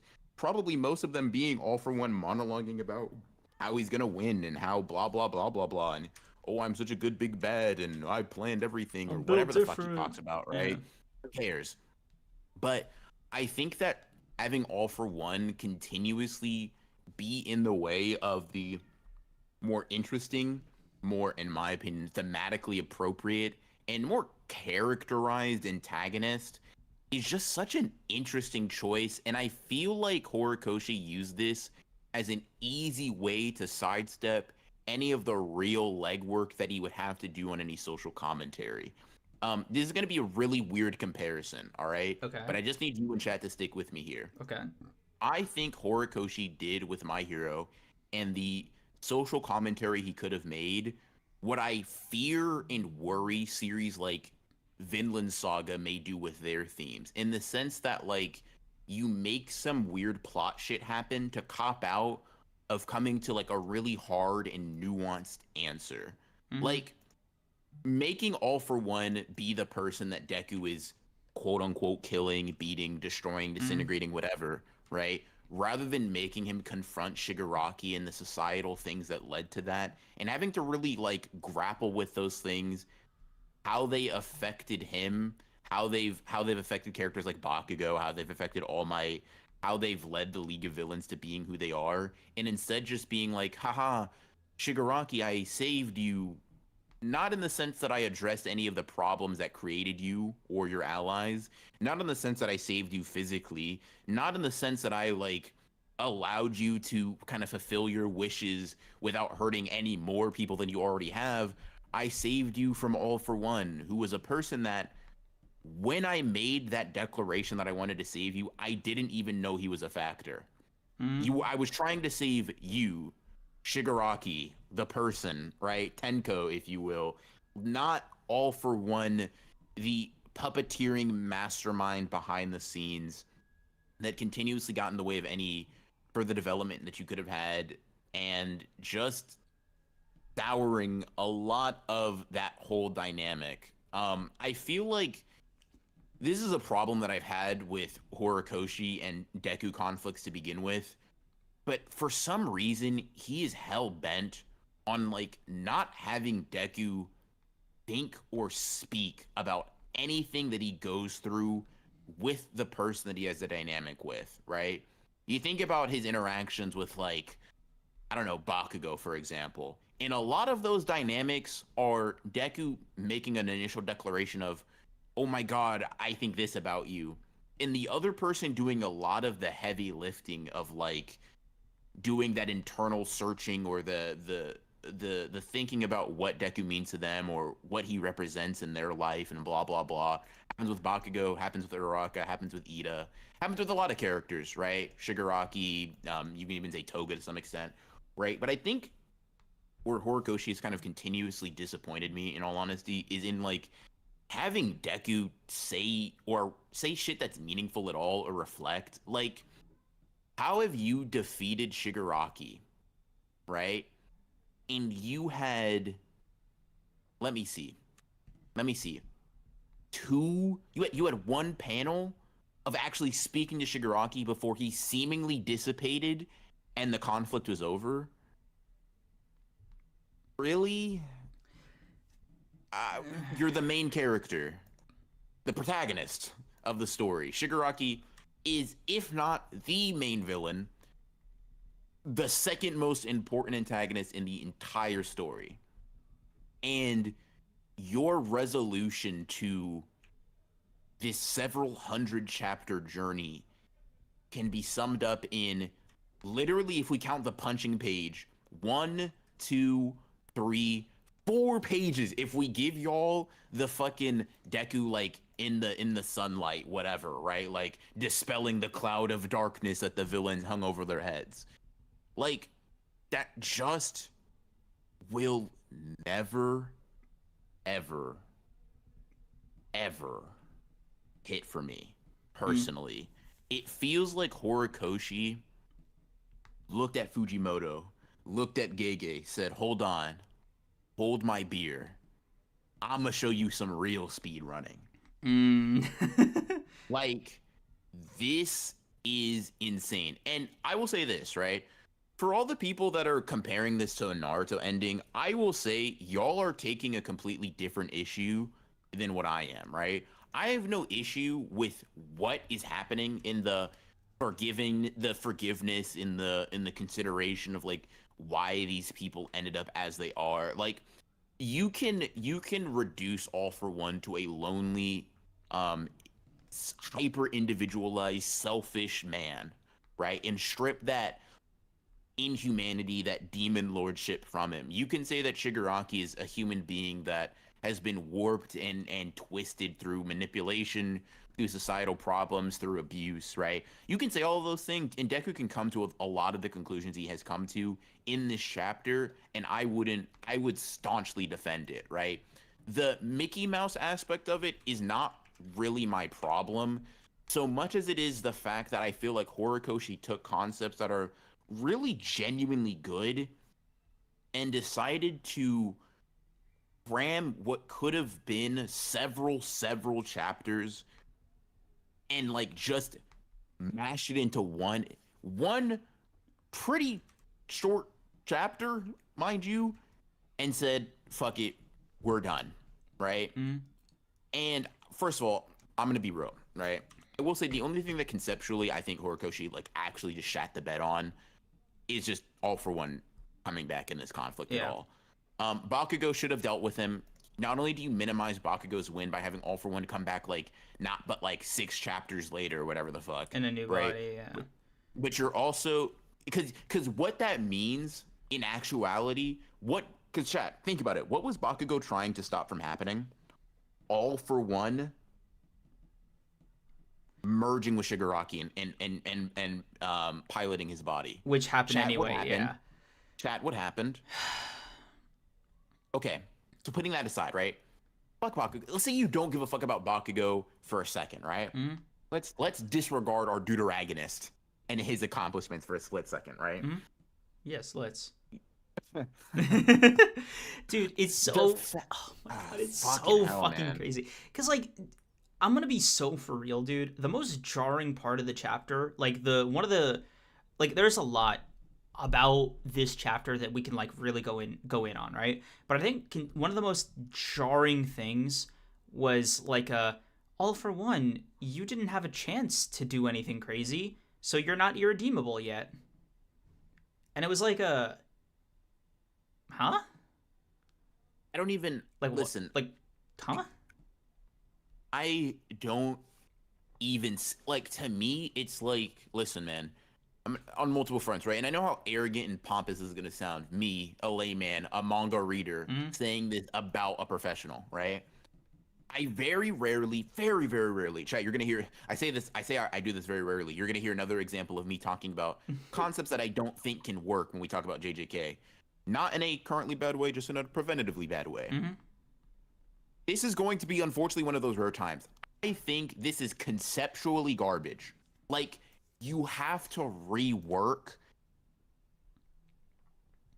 dozens and dozens and dozens of chapters in plot and characterization in order to make this shit hit at all. Like, that's why I say conceptually I don't think it works, because you have to revise so much of the fucking manga and to make Deku's final attack be on All for One and Shigaraki and have that even remotely do anything. Like, Kreams, we were talking about, oh my god, bro, this last chapter had me tearing up. Yeah. And it's like, because that was Shigaraki. It was focused on it was like, here's the thing. I think there was still hope that he would blow away All for One or whatever, right? Mm-hmm. And then we would get Shigaraki versus Deku, the thing that we had been building up to and waiting on for God knows how fucking long. And a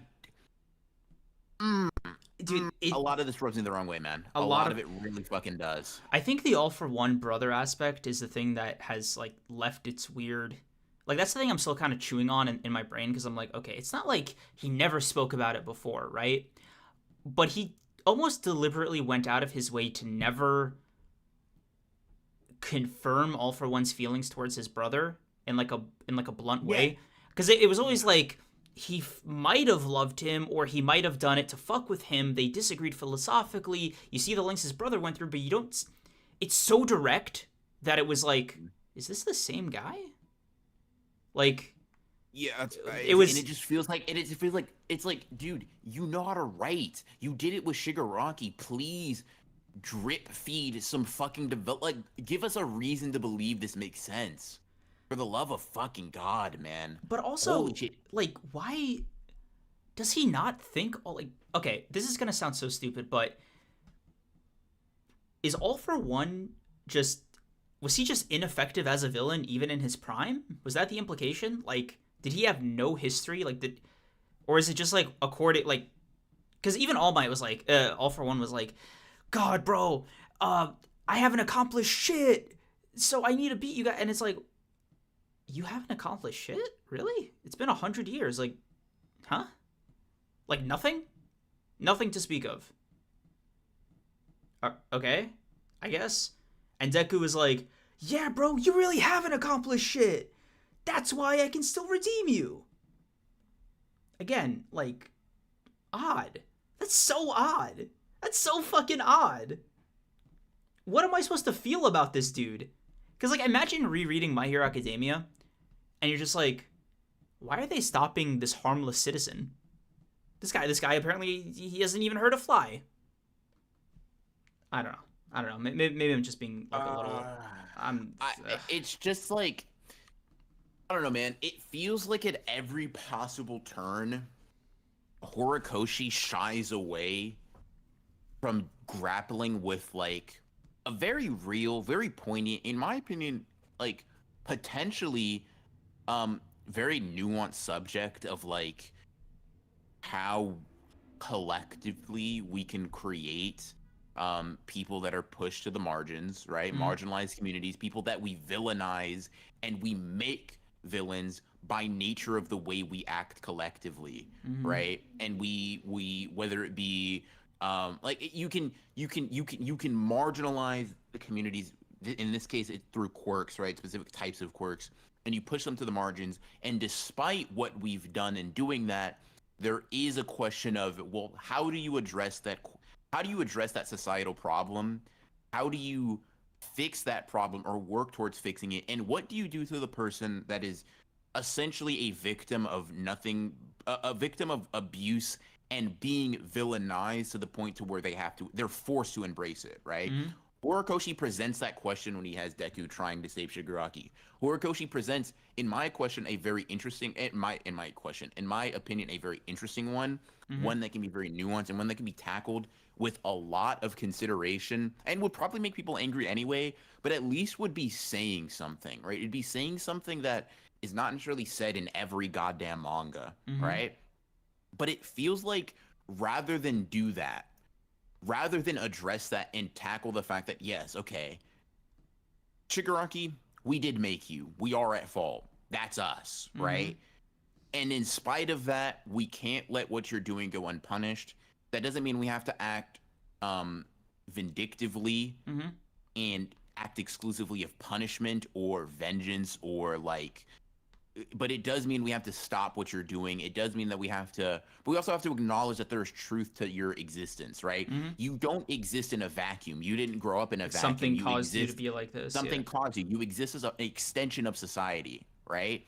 What is that? How do we fix that? Instead, Horikoshi says, it's just all for one. That requires a little bit too much thought. That requires a little bit too much nuance, a little bit too much. It's too much of a gray area. All for One took over Shigaraki's body, and no, he was there the whole time. He actually gave him the decay quirk. There the whole time, right? But not only that, but the way we're gonna handle it, instead of addressing all of those things that I set up that present very interesting questions, we're gonna make it plot-wise to where Deku had no choice but to kill him, right? That's all he could do, right? And it's like, well then, what the fuck was a lot of this for? Yeah. God damn, man. It just really feels like a slap in the face. Like me and Mikey, I feel like we were really right. Because like I agree. There are a lot of portions of My Hero where I was like, nah, I'm just clocked out, bro. Like I remember anytime Toga and Uraraka showed up, although I think I was proven wrong in some instances, which is very interesting. I mean, again, recorded history of it with this podcast. Uraraka versus Toga had a more satisfying conclusion within its own context to me than this. God, that's so disappointing. Yeah. But I'm like, there are plenty of points where I'm checked out, right? But I was like, Horikoshi, please cook something, bro. Listen, I know you can't draw super interesting fights from like a choreography perspective. I get that. That's not your bag. I'm not expecting that from you, bro. But you can draw. You can draw well. Give me great impacts. Give me great emotions. That's all I want from you. That's all. No, I want more. But that's all I'm going to reasonably expect from you, bro. That's all I'm going to ask, because that's what you can do, right? That's what you've shown me for the past 400 chapters. Please. And up until All for One sticks his dumbass, ugly ass, stupid ass, boring ass back into the plot, I feel like that's what we're getting. We're just getting. I'm like, oh shit, bro. Oh my god, this is so cool. Fuck, Horikoshi, you're cooking. Yeah, my hero's back. And then I'm like, then you flip that switch again, bro. Dude, one chapter. That's what's blowing me away right now. It's like the reaction to last week's chapter and then to this week. It's like, it's so night and day that I'm genuinely wondering if something, like, what the fuck happened this week, dog? Like, yeah. I don't know. The setup felt like it was maybe for something different. And this might be like, did we misread it or was it like poorly handled, right? Because that's what I mean when I say like I had to reconfigure like what Horikoshi's intentions were. I don't agree with them. I think it's foolish. I think Shigaraki is just an objectively more intriguing, better character that we have spent more time with than All for One. Mm-hmm. But and also like is a much more interesting dilemma for Deku to tackle, like how to stop Shigaraki versus how to stop All for One, right? Where it feels like you're getting rid of both of them. Like you're trying to do trying to do three things, right? You're trying to keep Deku's hands clean. You're trying to save Shigaraki, but you've already had him do a lot of shit. So you have to just figure out a way to save him, but also have him atone for the shit he did, while also putting an end to this one for all for one, overarching like century-long problem, right? The legacy problem, right? And he wrapped it all up in what I can only assume is in Horikoshi's head the most efficient way to do it, but it just took a lot out of all three things. Because he could do it one at a time, but he decided to do it in one go, in one weird ass way.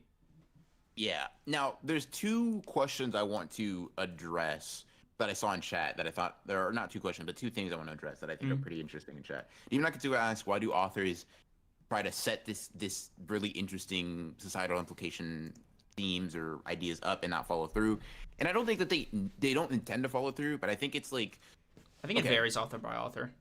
It varies author by author, but like also I think generally across the board, these are people that are writing while they have overarching story beats. They're writing as they go, right? So the Horikoshi that set up, I want to save that little boy Shigaraki, is not the same Horikoshi that wrote this. And I don't mean that as like, oh my god, he fell off. I'm not saying that, right? That's not what but I'm saying that as you progress throughout the story, here's the way I think of it, right? If you look at a story as just like the universe, right? As you start to fill it in, you start having less and less space to maneuver in, right? There's a planet here, a galaxy there, a solar system there. And sure, first chapter, second chapter, although depending on how long you want your story to be, so you want it to be My Hero length, 400 chapters, right? 100 chapters in, you still have 75% of the manga. You can play around with a lot of things. But as you start making decisions, oh, this was a bad decision. I poorly placed this thing here. I poorly placed this thing here. You start limiting what you can reasonably do to where because this isn't entirely planned out down to the letter, I'm now forced to make the best of whatever situation I've put myself in. Right? And I think the weekly nature of it, that's why to me, mangaka, when they are able to stick the landing on shit, they're so impressive because I know you didn't have all this planned. I know for a fact you didn't. Even if you're the type of person that meticulously plans your story, I know you didn't because, like, there is some shit where it's like, no. That actually, it doesn't contradict outright, but it kind of doesn't make sense if you wrote this like this, but that like that in the first chapter. It's fine because you wove it in masterfully because you're good at your fucking job, but you can tell with a lot of mangaka that, hey, they added shit. Hey, they're doing new shit, right? And that's fine until you get here and you're like, fuck. Yeah. I don't know what to do. There's a lot. And it feels like this is a shit. I kind of want to be done with this, and I don't know how to recover from all of this. Because I feel like if Horikoshi wanted to be efficient, right? Like let me put on my fucking backseat rider hat, right? Let me just fucking indulge for 3 seconds, all right?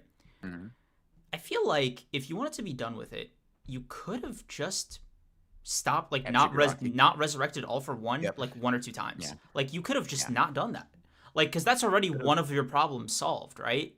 So then you're just left with Shigaraki on his own and Deku, and like you could have had him, like, I don't know, buckle under the weight, keep Deku's hands clean in some other way. Like it didn't have to be like this, right? But I feel like a lot of it was just self-imposed in ironically the least efficient way possible.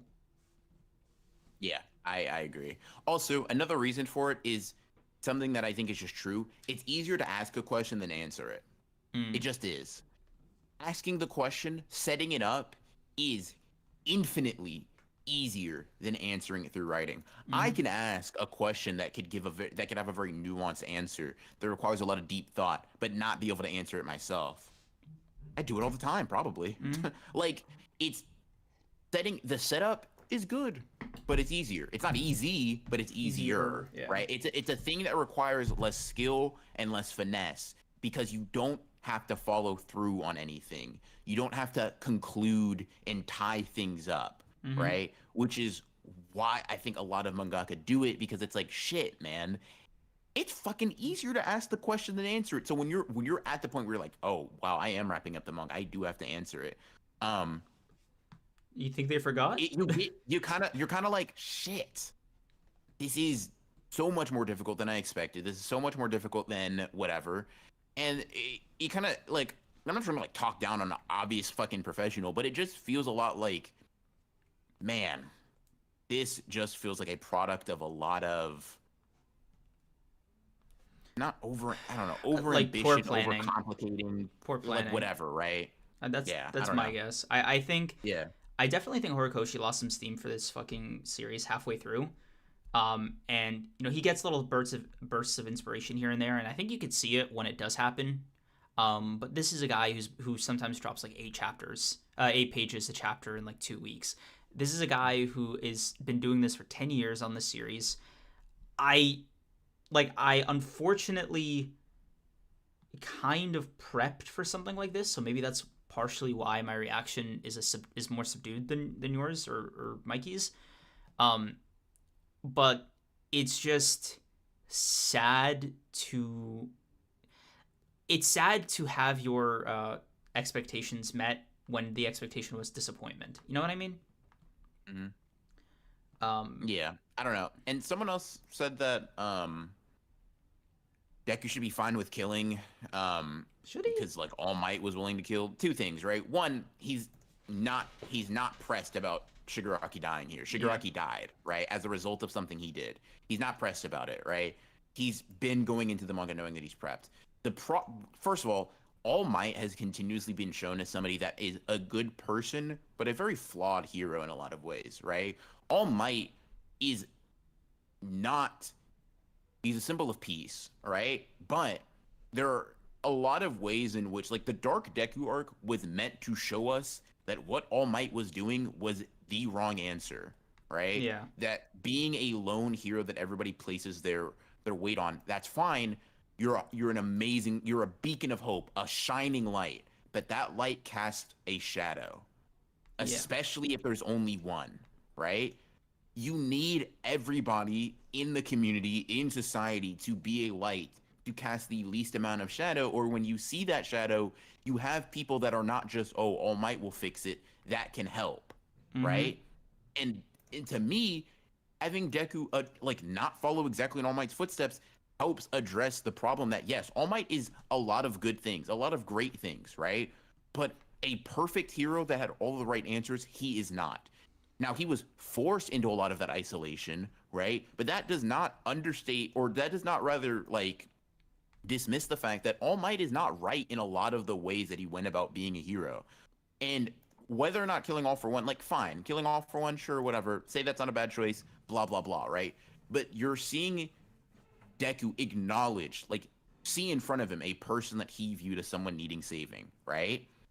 And as a hero, it would be contradictory to everything that he stands for to not attempt to do that. That doesn't mean don't take him down. That doesn't mean do any of that stuff. Because Deku's been fighting in a way that would result in Shigaraki never being able to fight again this entire time, right? But it's just been about addressing a larger societal issue.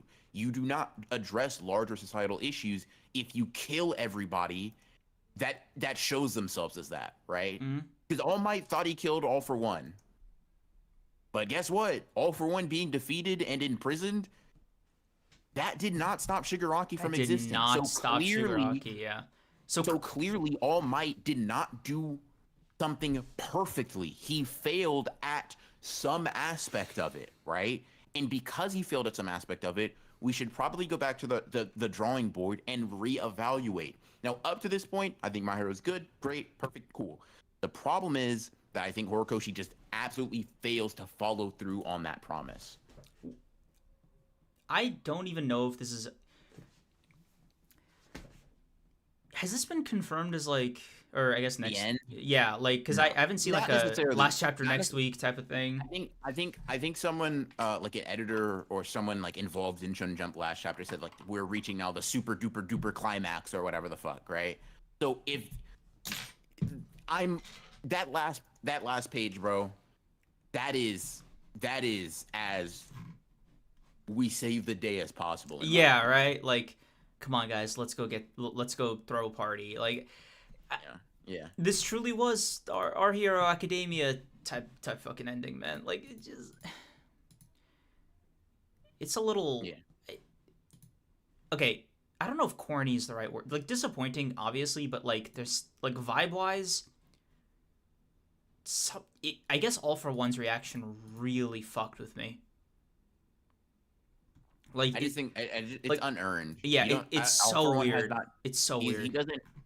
Shigeronki could do basically something very similar. No, obviously not with the same emotions or dialogue. Mm. It'd be tailored to him. But Shigaraki could have that outburst of emotion and feel deserved because Horikoshi's worked to build that. He's not done the same thing with All for One, in my opinion. Yeah, It is an unearned reaction, I, right? I would tend to agree. Because like for All for One, it's like, dude, did Horikoshi even say you have the capacity for love? Yeah, Like, Horikoshi just did not do a good job of priming us, I think, to believe that that is possible for someone like him, in my opinion. yeah. Um, Okay. yeah, I don't know. Let's Um, see. Where I want to read some of these super chats. I give it like a solid 4 out of 10. By the way. yeah, no, this was disappointing. A sigh out of 10, bro. Just a heavy fucking yeah. Holy shit, man. Yeah. Um, I don't know the last one we read. Hold on. I, Was it? yeah, I can actually. I know there's more above Libras, but I actually can't scroll any higher in chat. I Actually, think hold on. Let you me can just look up live filter. chat. Yeah, Yeah. let me look up the live chat real quick. Give me a second.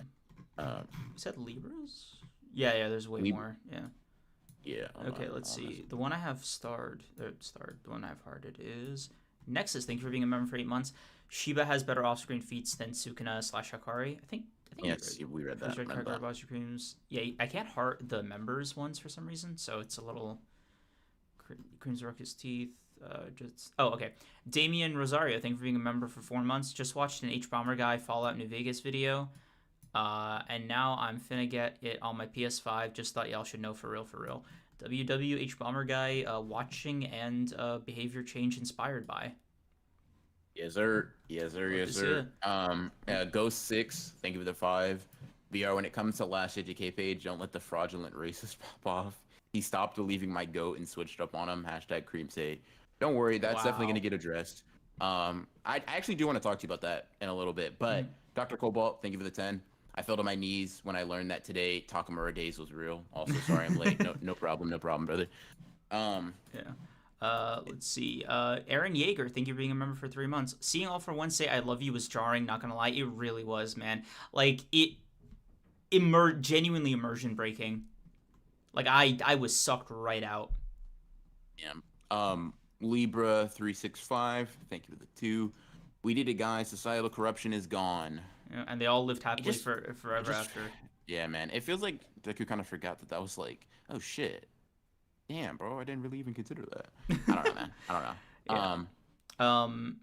Having Shigaraki say, first of all, Draco Frostbite. Yeah, my god.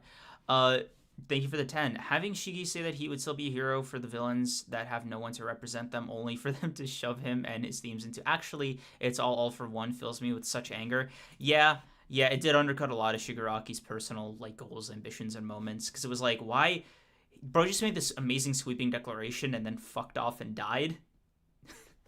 Like killing All for One. Like it's so ridiculous, man. Like I think if the wound wasn't so fresh, this would be funny. Like, do you see you from 2 years, 2 years from now, like thinking this is like funny? I mean, I can laugh at it now, but I don't know if I'll ever think. I'll always be disappointed. No, it's still gonna be there in the background, but like you can laugh about it after kind of way.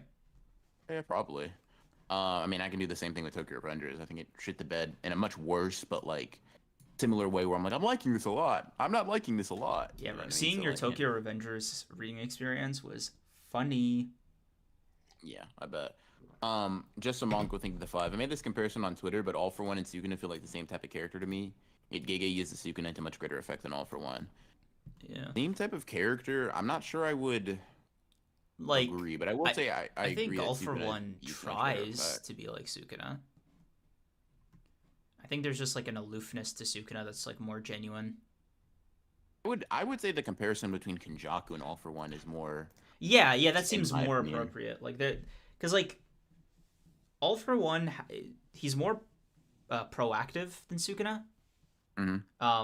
Whereas like he's more scheming, planning like Kenjaku. I'd give him closer to Kenjaku. Yeah. I'm gonna get some water. You can read some more super chats, and I'll be right back. Yeah. Okay. C. Miller, thank you for the 5. Let us pray to the good father that the Infinity Merchant stays dead. I will fucking ban you. Oh my god. First of all, not unfortunately, my glorious blue-eyed king is an Infinity Merchant. What of it? Huh? What of it? Yuta's a copy merchant. We don't say shit about that. Let my goat fucking cook. Shadowstar, thank you for the 10. When Shigaraki came back, he had this forgive my choice of words aura about him that All for One just hasn't had since his debut. Having him be the finale instead of Shigaraki just rubs me the wrong way. I think that's all. Like, I really think that's predominantly the main thing people are displeased with is just Bro, imagine if damn. Sukuna gets like stabbed through the chest, right? Mm-hmm. And it's like surprise, it's Hanami, and Dude, it's like what? Actually, I was gonna make this joke to you, but I wanted to save it for stream. But this, the fucking Sukuna resurrects everybody. Sorry nephew, I just wanted, Big Unk just wanted to teach you a lesson and resurrects everyone. Yeah. This is unironically very similar to me in that tone of like, well guys, we did it. Let's all go home. And you know what? There's no more need for heroes because we just did world peace. Because All for One was singularly responsible for all conflict throughout the world. So, we're cool? Don't you know? Yeah. Like, hit the showers, everyone. We did it. Oh my god, bro. Horikoshi, man. Yeah. Fuck. Lobby Warsaw, thank you for the 10. What's up, boys? Love this JJK chapter. Had to look up how a Vibra Slap works, but it was really cool. I hope Gojo is dead because if I have to see Gojo as the real MC takes on my timeline, I'm self-deleting. Listen, guys, listen. We'll get into this in like 3 seconds.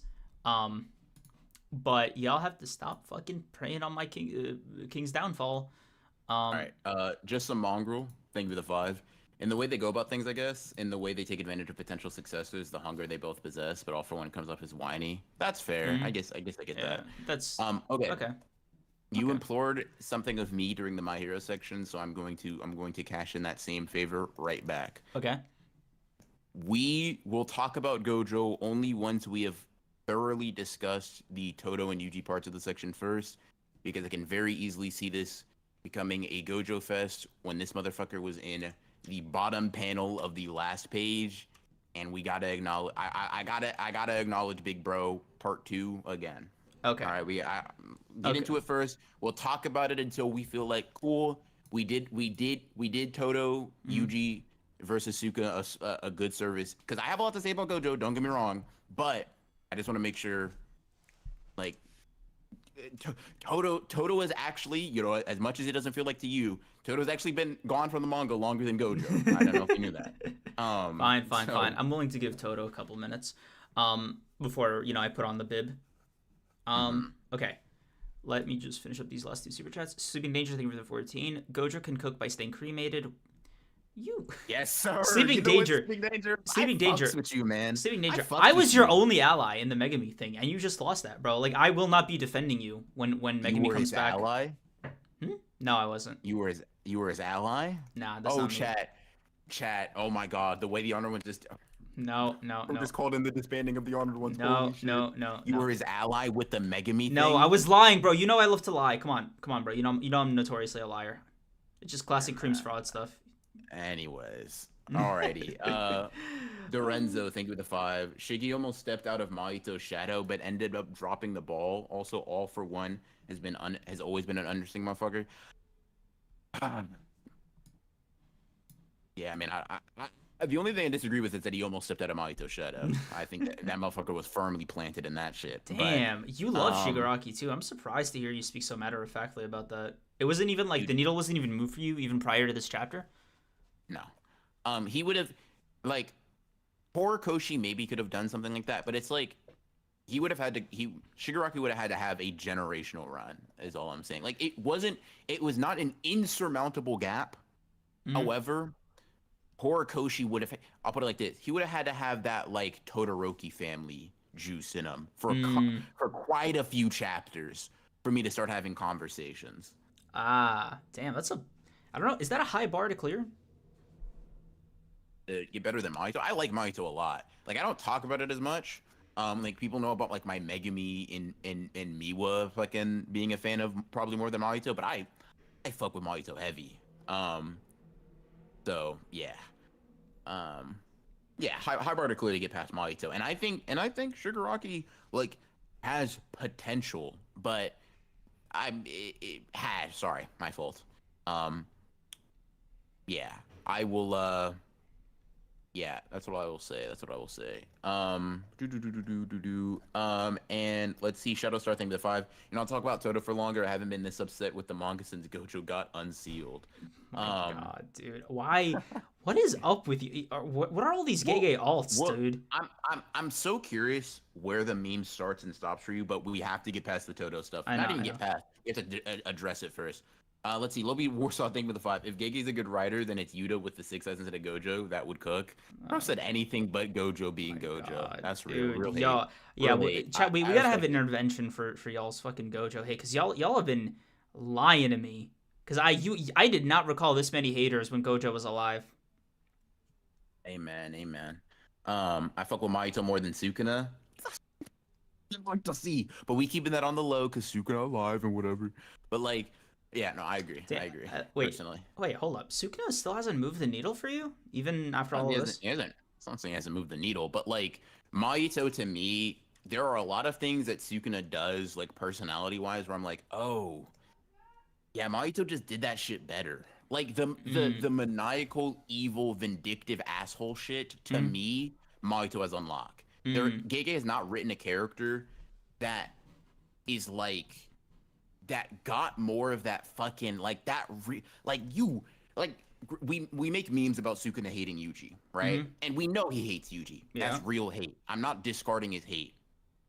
Mahito hit a black flash on a sniveling, crying, sobbing Yuji. Okay.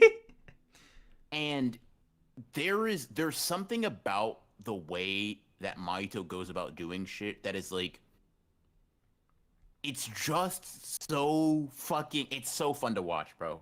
It's so fun to watch. And listen, if y'all like Sukuna more, I really don't give a fuck, right? I'm not having that super hashed out conversation. It's not even to dismiss Sukuna. It's more to say, I think there is a way in which Gege went about writing Mahito's attitude and the way he so quickly and easily delved into that like insanity shit where I love it a lot. Like, I'll put it like this, right? I'll put it like this.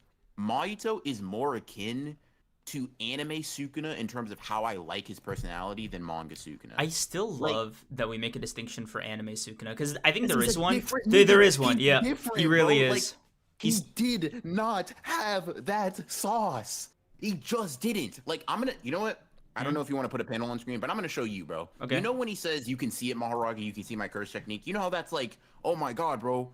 Shit. Yeah. This motherfucker is really excited and elated, bro. Okay. Let me show you what the fucking manga counterpart to that looks like, bro. Okay. This is I gotta find it, bro, because this shit is just it's just I can't fucking I like you can like bro this is it. This page, that is what the anime staff took and said, nah, we gonna make this generational. We gonna make this generational. Hold up. We gonna make this generational. There we go, chat. Oh, that's so big. Bro. Yeah. Hold on. Bro, Yeah. bro. Listen. It's fine if you disagree. It's not I hate you, but anime Sukuna has infinitely more sauce than manga Sukuna, and I don't say this as someone who thinks Sukuna is sauceless. Far be that from the case, right? But all I'm saying is that it's manga Sukuna pump fake, dismantle, and cleave, bro. That's all I gotta ask y'all. Yeah. Oh man. Anime Sukuna really had that fucking aura about him. Like even in the little shit that wasn't so bombastic, like the popcorn thing. Oh my god, bro! Like bro had jokes. He was a comedian. Yeah, anime Sukuna. That shit's hard, bro. Yeah. He's just so fucking. And it's like, to me, that vibe that Sukuna had about him in the anime, Mahito always has. And whereas I feel like Suka's more like I think you mentioned it. He's more reserved, and that's fine, right? But I like that bombastic, like you're like just fucking unhinged, man, and you're like really open about that. I just fuck with it more personally. That's just kind of. I can't wait to see how they adapt, like current Sukuna. This is gonna be insane. Yeah. No, because here's the thing, and I mean this genuinely. My preference might change once we get everything animated with Sukuna if they add the same amount of sauce. Gojo versus Sukuna cannot have elevate, because bro, Sukuna versus Mahoraga, when you think about it in the grand scheme of things, not a top 10 JJK fight, right? But but the anime changes that.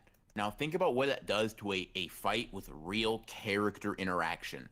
A fight where it's like, oh no, these motherfuckers actually have themes and narrative tied behind them. Like, they got that much aura out of a Sukuna that was fighting a thing that could not speak. No. We need that. We need that expeditiously. But yeah, for the time being, I'm a Mahito truther. That being said, it's not the shit on Sukuna anyway. I think he a cool guy. Easily, damn, I was about to say easily second best antagonist. Not easily, but second best antagonist. yeah, I mean, I have him above Kenjaku. Yeah. Like it's, you know. Oh my god, bro, we put Kenjaku in antagonist talks. I'm sick. Yeah, like it's. I think. Okay, are we getting off crazy takes, bro? Let me ask you this: where is Kenjaku for you? Like, who do you have above him? Sukuna, Mahito. God, you know, it's so weird. JJK villains are more of an obstacle than anything else. So like I really enjoyed Mahito, and I think I really enjoy Sukuna generally. The only part of Sukuna that I dislike genuinely is when it's like Sukuna Kaisen shit, where it takes me out of it, because I'm like, dude,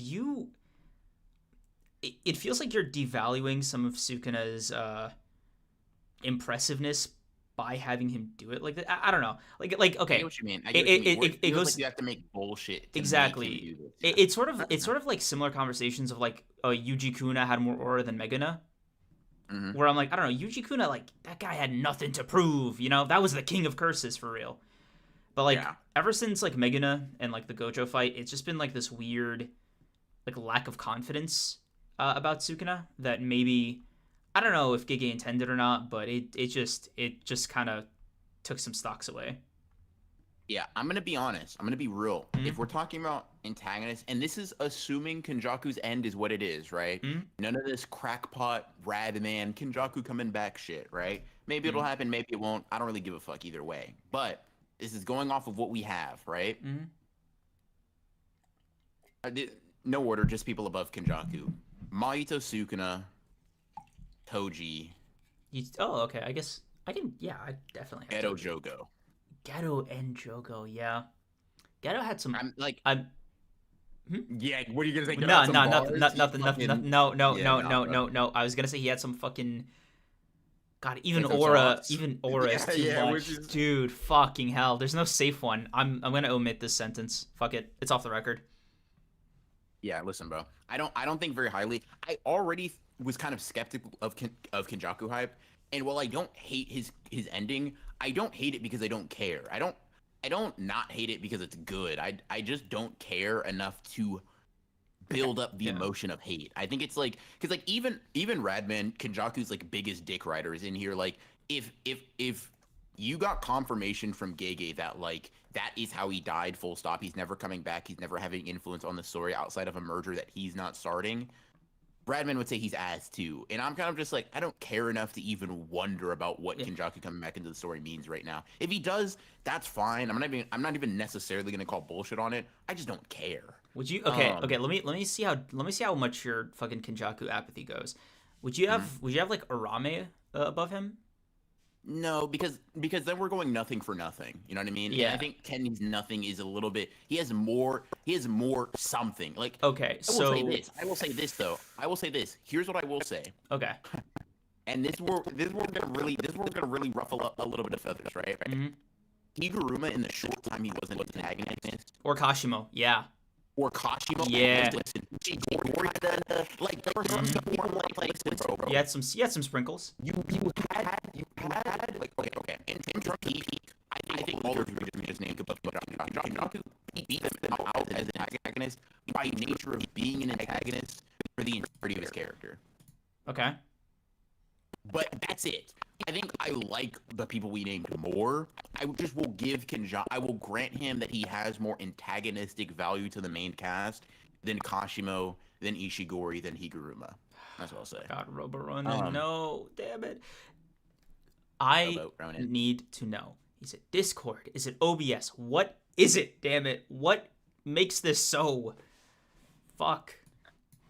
Fair enough, bro. But yeah, I just don't think very highly of Kenjaku. I think he's kind of lame and honestly very little aura and sauce. But yeah, that's pretty much all I have to say about Kenjaku. The sauceless one. Anyways, yeah. I will say that. Can y'all talk about Todo? Where did we stop reading super chats? From if Gege was a good writer. Yeah, so we're at Dr. Cobalt. Dr. Cobalt, thank you for the 5. Even though we haven't seen him this week, I know Hikari is still on bum behavior. I love the hating community that we've cultivated in here, man. I really do. I really do. Dude, I don't, but it's so hard to defend Hikari every week because every time Gege pans over to him, it's like he's holding one arm, bleeding out of every fucking orifice, talking like, yeah, we're gonna win this one. We're gonna win this one. I'm just like, dude, Arame is like fine. Like bro. And they don't even have great RCT, man. Like they can't even heal out poison. Like, all right, bro, whatever. I'm not even gonna get too sidetracked, man. I gotta go to the bathroom. Be right back. Yeah. Damon Rosario, thank you for the 5. Mahito was the real potential man first and had that demon in him. Yes, sir. Yes, sir. The pineapple guy, thank you for the 5. All I'm saying is that I can't wait for it to be revealed that we soul swapped with Gojo and our glorious king, the groomed one, Cook Sukuna. Please don't ever say our glorious king, the groomed one in a sentence ever again. Please and thank you. Let's see. M3D, thank you for the 5. Too many super chats agreeing with BR. Gotta intervene. Kashima and Mahito are real stat patterns and Megami's a reskin of DBZ side character. So I will say this, M3D, I really do respect your dedication to hating me specifically. And as you said, there's too many super chats agreeing with me. I think I've allowed you too much freedom. So I'm gonna have to hit you. I'm gonna have to hit you with that 1 minute. Nothing too crazy. Because I respect the craft. You know what I mean? What you do for the community, and hating me, I think it's useful. I think it's necessary. However, I simply can't let that shit slide. You got 1 minute, bro. We'll see you in 60 seconds. All love though, and by all love I mean I hate you, but you know, all love and hate and all that. But let's see. Where we at? Oh, okay. Shadowstar, thank you for the 5. Mahito killed 2 characters people actually like, Nanami and Nobara, and not Diet Kakashi 50% off. Yeah, be glad I read that, not Kreams. He might have actually banned your ass. I'm not gonna lie. Let's see.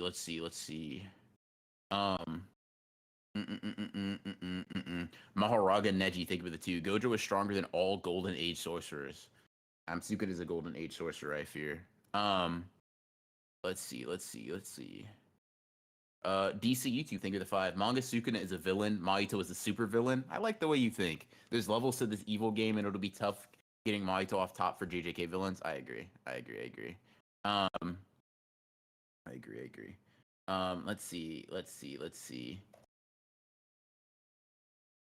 Just some Mongo, thank you for the tea. So what am I, chopped liver? Do I not hate you enough? Nah, I ain't saying that, bro. Listen. There's enough hate and there's enough hating positions in the ecosystem for all of you guys. What are you guys talking about? No, I was just saying I respect M3D for his hating game. I think he does a lot for the community. If we look at it like this, right? You know how like when you say you hate a certain like bug or creature, some smartass will be like, well, actually, they're necessary for the environment and making sure that blah blah blah blah blah. I just think that M3D is like that, bro. You know what I mean? Mm. He's a creature of hate, very necessary for keeping me in check sometimes. You know what I mean? All right. And I appreciate that. I had to time him out for 60 seconds, but I appreciate it. What did he say? And just a mongrel. I don't know. I think he slandered Megabe. I think he slandered Kashimo. I think he slandered Mahito. And he slandered Gojo earlier, so whatever. Yeah, but who cares about like what's that got to do with what I'm saying? You know what I mean? All right. But yeah, let's see. Shadow Star, think of the 5. You're right. BR Hikari is a poison. No RCT can heal. What the fuck? I like you. That is real passion. That's real commitment. That's hard. Also, damn, son, I was out for 2 minutes, like at most. You already blew through all these super chats? Yes, sir. I get on my fucking grind, bro. I handle shit. All right. Okay. Yeah, I guess let's lock into this. Yeah, get into it, bro. Let's talk about this chapter, sorcery fight. Let's do this. Vibra Slap Todo, Boogie Woogie revised. Yeah. Better than ever, bro. Yep. Holy shit. Dude, Boogie or Woogier. Yep. A second? Motherfucker, what? Yeah. I'm not gonna lie to you, right? I was fully expecting, because I've been thinking about, like, oh, Todo versus Sukuna, Todo, Yuji versus Sukuna, just, like, for fun, right? Prior to Todo coming back. It's like, I'm sure you've had, like, a similar, like, thought process, right? Just, like, for fun. And I keep running into this problem where I'm like, how do you get used to Boogie Woogie? You can't, right? Like, you just can't. But I was like, what, Sukuna would find a way, wouldn't he? And I'm like, no. And he's like, no.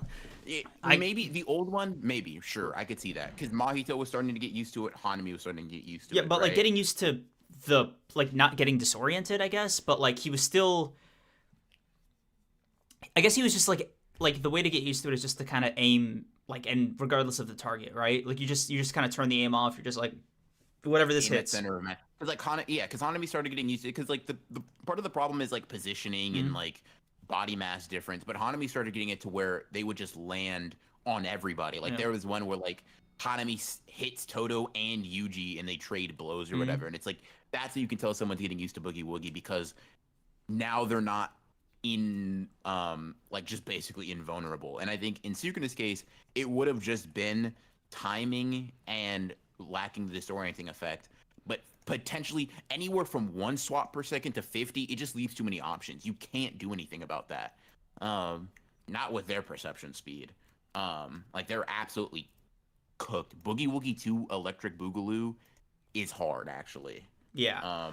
Pineapple got you cooked with that. Yeah, dude. Vibra Slap, dude. I don't know, man. I think one of my favorite consistent like things with JJK is Gege is really willing to put anything in here, for better or for worse. For better or for worse, it adds a lot of character to the series, right? That's what I'll say, like flatly, right? Because like I was never going to see a Vibra Slap in my entire life, if without this chapter.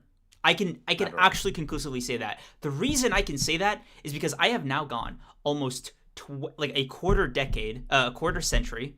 Whoa, existential pause, right? Without having seen or heard of one. That was a streak. That was a 2+ decade long streak that I had with the Vibra Slap, right? And it just got broken because of JJK. It would have continued for who God knows how long. Without this chapter. That is so cool. I think that is so cool. That's a neat way to introduce something like that, and I just fuck with it on like a existential level. I just really fuck with it. Fair. I will say that I'm rock. It's I like it because it's goofy, but it's goofy in a Todo way. Like it's believable. It's like, yeah, you would put a Vibra Slap and like attach it to your fucking ulna and radius. Like attach that to your fucking bones. Name dropping the bones is... It's just it's like like it's just so fucking dumb in a way that works for Todo. God, You know what I mean? Dude, that first panel, he's so serious, and like, Yeah, he's like he reveals it as if it's cool. It's dumb as fuck. it's like, bro, you just have like an antenna or something. Like, all right, Yeah, bro. I'm like okay, bro. Oh my, like, bro. Yeah, no. Someone said Todo put a switch on Boogie Woogie, and that's actually just real. yep. Rutonian, yeah, it's just a switch on Boogie Woogie, bro. Like that's all it is. And goddamn, I'm fucking with it, bro. I'm fucking with it. Dude, I get so motion sick. Like dude, no, one Boogie Woogie, and I would just pass out. But Like, no, 50, please. 50, dog. 50 a second. 50 a second. Dude, it's just, can he? I think I'm impressed with Sukuna because he's not like mentally burnt out from, because like Todo does feints too. Mm-hmm. So I'm surprised he's not like fucking convulsing at like, okay, so that was 49. We did 48 switches. There were 2 feint. Like I'm surprised he, like, that's not distracting him while he's in the fight. Yeah, I mean, it is, bro. Like, bro, that's part of the reason this motherfucker can't, like, that's the reason why someone like Todo landed a kick on him, you know what I mean? Oh, yeah, that's true. Like, which, by the way, is like the next panel was on Sukuna's face post Todo kick, not Yuji punch, which I'm like, did Todo buff anything else? Or am I just like reading into that? Like, cause like, okay, Todo punch kicks would still hurt, but like, you know, it's Sukuna. So I'm wondering like, yeah.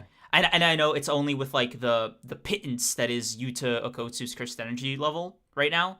Like the fucking, like, Sukuna's basically bagless, starving, like fighting for his life. You know, he's really slumming it with that amount of cursed energy and reinforcement. But I'm still impressed that like Todo managed to like do that to him, despite how weak and like down he is. Yeah. I will say Todo definitely impressive. His reaction time's probably higher. Than what it was in Shibuya, which is cool. But I will say I didn't put too much credence into it because it's obvious that Sukuna's not looking out for Todo to land blows. Yeah. He's clearly like, oh bro, don't let Yuji hit me, bro. Please, I got please, that no, shit please, hurts. Bro, please, bro. I just took 7 please. black flashes, please. Yeah. What is it, like 8 now? I think this motherfucker's taking like 10, bro. Yeah, dude. Regardless, like, it's kind of diabolical. Like, okay, dude, I actually just want to flash forward a little bit to that Yuta cursed energy reserve, like, being whittled down. That's wild, right? That's where he's at. Like, so Kryvohub, the person who did like the Miwa comic, everybody that knows, right? Actually let me know that is like really. So that's weird for 2 reasons, right? One, just the amount, okay, this is the beating you had, but Sukuna already said he has about as much cursed energy as Yuta back when he was fighting Yuta. Yeah. Before any of the black flashes. And it's like, it's, when you have that context, it becomes very fucking hard to believe that Sukuna lost no cursed energy in the multiple black flashes that landed. Dude, Jacob's ladder landed. Like, Jacob's ladder after that landed. A stab to the heart that he had to heal with soul RCT. 7, 8 black flashes. 2 of his arms lost or like his heart, debilitated. Yeah. The fire arrow, several black flashes. Like, and it's like, okay, he landed 2 black flashes. Sure, amped him a little bit. I simply don't that negates all of the shit we just listed. Because, like, okay, if he was starting with over double, right? At the start, like, how much do you think he got back when he fully incarnated? Like, fresh, like, right after Gojo? I don't think he got that shit back, bro. Right? I think he healed himself. I don't think he got much back. I think he was, like, okay. I think he may have been at, like, 60% capacity. Okay, I think he got to heal for free with the transformation, so he didn't have to waste RCT on that, right? Minus his brain. Sure. But the implication was like, you know what it might be? It might be because, like, when he was fully incarnated, he got his second mouth and second arms yet, and they weren't damaged. So he's just offsetting a lot of like the loss for the amount he spent on Gojo by just like being able to see the full incantations and the hand signals. Yeah, which is it's fine. It's fine that it's more like the thing that gets me is that like okay, let's just do some basic Black Flash math, right? Mm-hmm. Sukuna landed what? Did he land 3 total Black Flashes? He landed 1 on Amaki, 1 on LaRue, and then 1 on Maki again. So he landed 3 Black Flashes. Yuji landed 7 consecutively, 8 before the consecutive started up, and then he landed another one, 9, right? Mm-hmm. 9 Black Flashes. So that means Yuji's up by 6 Black Flashes, Mm-hmm. right? Just categorically. Maybe you say, okay, but Yuji's punches don't hurt as much as Sukuna. Okay, cool, whatever, fine. Jacob's ladder, 2 arms cut off and turbo fucked. After that, stab to the heart, soul split katana. Trying to use soul RCT. You know, surface level wounds from Kusakabe, a bunch of them, he has RCT, blah, blah, blah. After that, it's like domain that you only pulled off and didn't turn your brain into soup for by a myriad of unlisted binding vows. And then the fire arrow. Mm-hmm. Fuck out of here that you have the same amount of cursed energy that you had before. Which leads to a theory that I kind of have, but we'll talk about that when we can talk about like the whole Gojo thing. But I can't buy that Sukuna is totally in his right mind when all this shit is being said. I'm gonna be honest. Yeah, But we'll talk about that. But yeah. Yeah, I mean, fucking, we're already on it. You know, like just it is odd in a way too that because like okay, the 6 eyes efficiency, blah blah blah, he can do the domains, but like Sukuna is not as efficient as the 6 eyes. So what exactly is the ratio that he's putting off for something like a domain in this state, right? Because the whole point of Yuji's punches is that they disrupt like all of Sukuna's faculties, right? And all the damage and all this shit like happening to him, like you can only be so efficient, like to the point where if you're at full health, like fully like at your best, you're still inferior to the 6 eyes by like a pretty decent margin. That I can't help but feel like your efficiency has to go down in proportion to the amount of damage you're taking over time with the shit that you're doing, right? Like you can't binding vow your way out of that one, right? Like no. But the thing is, I think the thing is he's had 6 eyes level proficiency straight up since the beginning of the fight, and it just hasn't dipped for whatever reason. Yeah. Right. I mean, like Gojo just says you have to be as good as me with cursed energy manipulation to be able to do some of the things Sukuna does, which is fine, I guess. Sukuna just got it out the mud like that or whatever the fuck. But like even Gojo, like even he said like, bro, I can't out efficient my way out of like if I'm taking more damage than I can heal. Like it's like there just is a limit to it, right? Like very explicitly, where he was like, yeah, man, if I have to heal more damage than I can like exert, like essentially I can be stretched too thin even beyond the 6 eyes, right? So is that just not happening to Sukuna? Like okay, because you could say, oh, but he's not healing and all this shit, so you know he's able to focus solely on offense. But at the same time, it's like, I guess, like maybe, sure, if he continues to not heal. But then, like, if he I don't know. Like, it's weird. It's weird. Like, cause like at that point, like, how much is healing really costing you? Not enough. Yeah. Yeah, I don't know. It is interesting. Yeah. It is certainly something. Certainly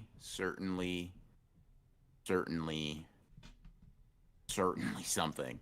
But I will say, I like Todo. Todo's kind of mindset in this. First of all, so you're gonna give him kind of props. He's like, yeah, bro, this motherfucker's mindset is like so dumb. It's like he just takes things at his own pace. I can't fuck with that very well.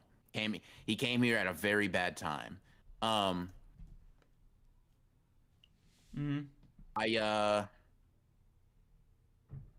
should I put this? That's nice. I think that's not. I fuck with the Sukuna respect. And I also fuck with Todo being like, damn, he can walk on air? Well, don't need to know how he can do that. I just need to know that he can. Do that now. Cool, bet. Let's move on. And the trick within a trick within a trick God, Todo. That IQ shit, I don't know if you were lying, brother. You might have been telling the truth. That might have just been real. That might have just been real, bro. Yeah. I'm not even gonna lie. Man. Fuck. Sorry, something got in my eye. Ah. Oh, you're good, bro. Okay. That's a tear from happiness. I get it. I understand. Is that what that is? Okay. Yes, sir, bro. I identified it for you. No worries. Thanks, Doc. Yeah. One thing I will say, also too, before we get into that last page, because I think it's very charged. Yuji was on some fucking barrel shit. He really grabbing his heart. Oh like, yeah. Damn, bro. Bro was like screaming and fuck. I'm like, damn, bro. I was almost gonna ask, is it ever that serious? It is that serious, actually. It's always been that serious. But yeah, no, that wasn't. Bro just said, nah, give me that. I need that. Remember when you took mine out? Yeah, give me that back, bro. I'm gonna need you to run that one back. Thank you. Yeah, that shit was hard. Black Flash into immediately grabbing a motherfucker's heart. Yeah, no, that's insane, dude. Because like if I'm him, I'm like, oh yeah, no, dude, I don't care how much progress you've made healing that shit. I'm undoing that. You know, just rubbing salt in the wound. If there is a case like, okay, the screaming, right? That's Yuji screaming, which I found pretty interesting because I was like, is it? I did as well. Yeah, because I read it as like butchered incantation, but that's just headcanon, right? Like he's just screaming. But I was like, bro, if Yuji like gives this guy poison through his fingers or some shit, that's gonna be so cool. It would be so cool. And I actually do wonder, because Yuji's actually gotten his blood in there, but it explodes, right? So I'm wondering if like there's any poison to Yuji's blood, or if that's just like something his blood doesn't have. That would, I don't know. Because not sure. No mention of that. Yeah. So, okay. I guess. You're back out of the way. Yeah. Okay. You might want to read these super chats. Yeah. Okay. Let's read some of these super chats. Super chat. Ooh, y'all weren't ready for that. Y'all weren't ready for that line. Unfortunately. Let's see. I think we left it off from Jaden 3011. You know, thank you for the 5. You know when they animate the 3-way stand-up page, they're going to animate it like the stand-up scene between Sukuna and Maharaga? Oh, they better, dude. I am fully convinced that, like, the animators will have a field day animating... Okay, because the Culling Games has to come first. Shit. Okay. Sendai Colony, Kashimo's fight, Gojo versus Sukuna, and specifically this section, right?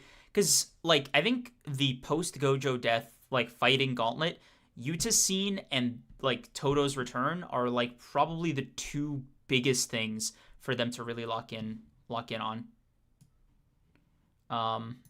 Yeah. Let's see. Maharaga Neji, thank you for the 2. Todo versus Hikari, Mahito versus Takaba, Black Sea versus Bleach. Who the fuck is Black Sea? Black Cat? No, that makes no sense. I'm just gonna do Todo versus Hikari for now. Todo versus Hikari. Probably Hikari. If it's one-on-one. Todo's one-on-one performance is odd because he really, really shines when it's in a duo or something. And there's just more shit with cursed energy for him to play with. But I think like Jackpot Hikari, because like let's be honest, we're just gonna be talking about Jackpot Hikari, specifically outstats Todo in pretty much every major way. So I would have to give it to him. Though Todo's 500,000 IQ, I am curious how he would interact with Hikari's domain. Mahito versus Takaba is so interesting because it depends on like, okay, would Takaba be able to funny himself into seeing the outline of the soul and just resisting it? Would he be able to turn himself back if he was idol transfigured? Who knows, right? But I think like it's a very, very dependent fight on like it's either or for me. It's kind of a toss up. Let's see. Honored one, thank you for the 2. The Yuta cursed energy comment is a mistranslation. It is. If it is, please elaborate. The pineapple guy, thank you for the 5. Sukuna just made a binding vow for his left pinky so you get more cursed energy. It's pretty simple math, bro. Yeah. Oh yeah, no, I forgot about that, bro. I forgot that like a Sukuna pinky equals like 1 Yuta's worth of cursed energy. I forgot how like binding vow Kaisen works. That's my bad, bro. Aaron Yeager, thank you for the 5. Who do the ARC awards go to in the end? MVP, biggest L, most underrated, best moment. Ooh, this is good. Okay, so far, MVP, Yuji, duh. Biggest L, Kashimo. Most underrated, Higuruma. I could give it to Higuruma. Best moment, Yuji's Black Flash Dash.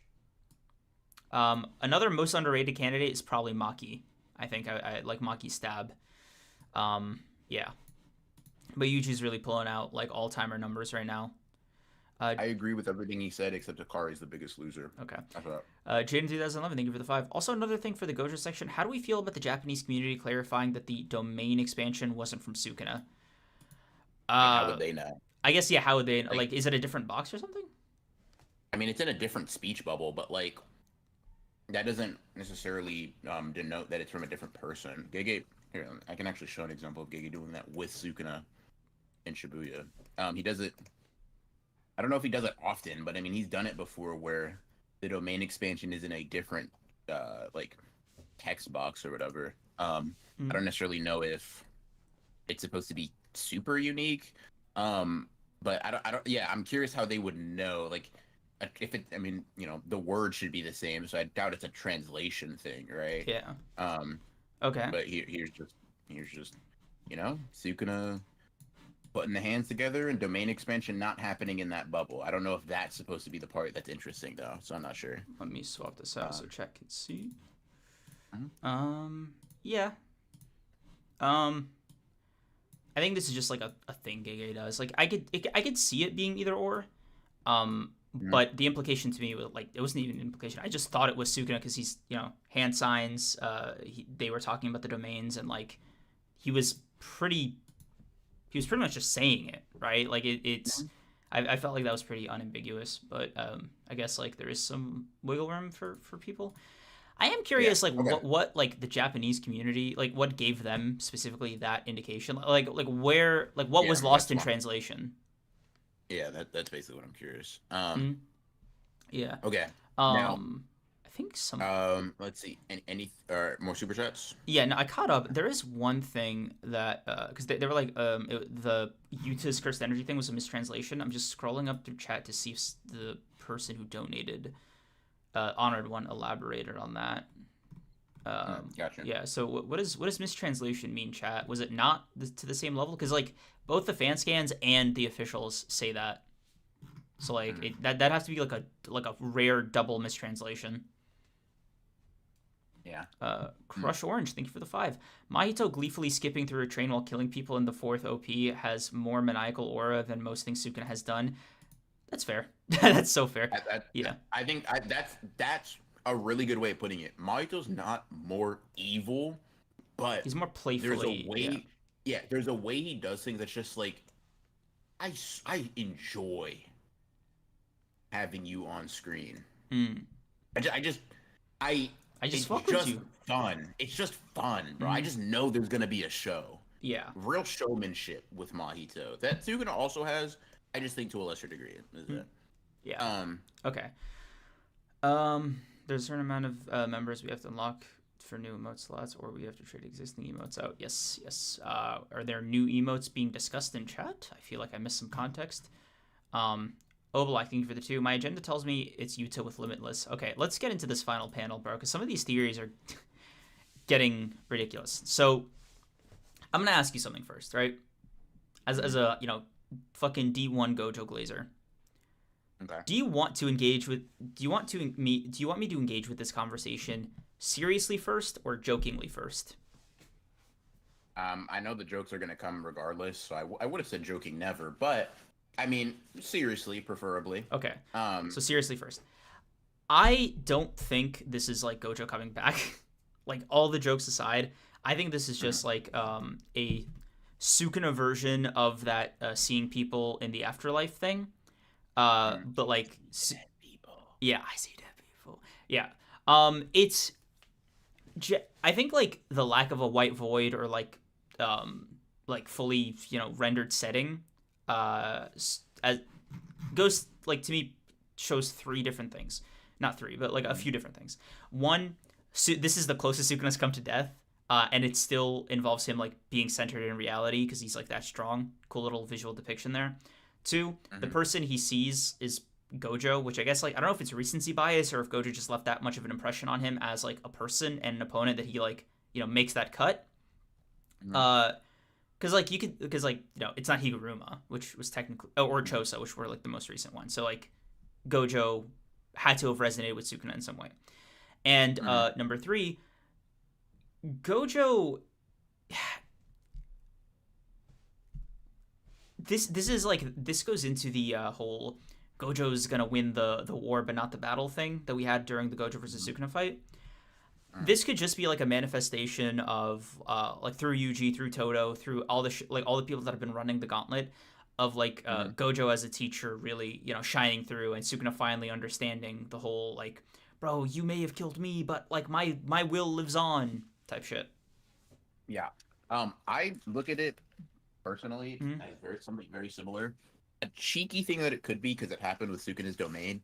You know how Gojo's like, after their domain clash and Sukuna brings Mahoraga out for the first time, Gojo's like, yeah, that's cool or whatever, but you haven't fully adapted, so I'm gonna just blow you away with this new domain. And Sukuna's like, that shit's not working. You do that, you'll die.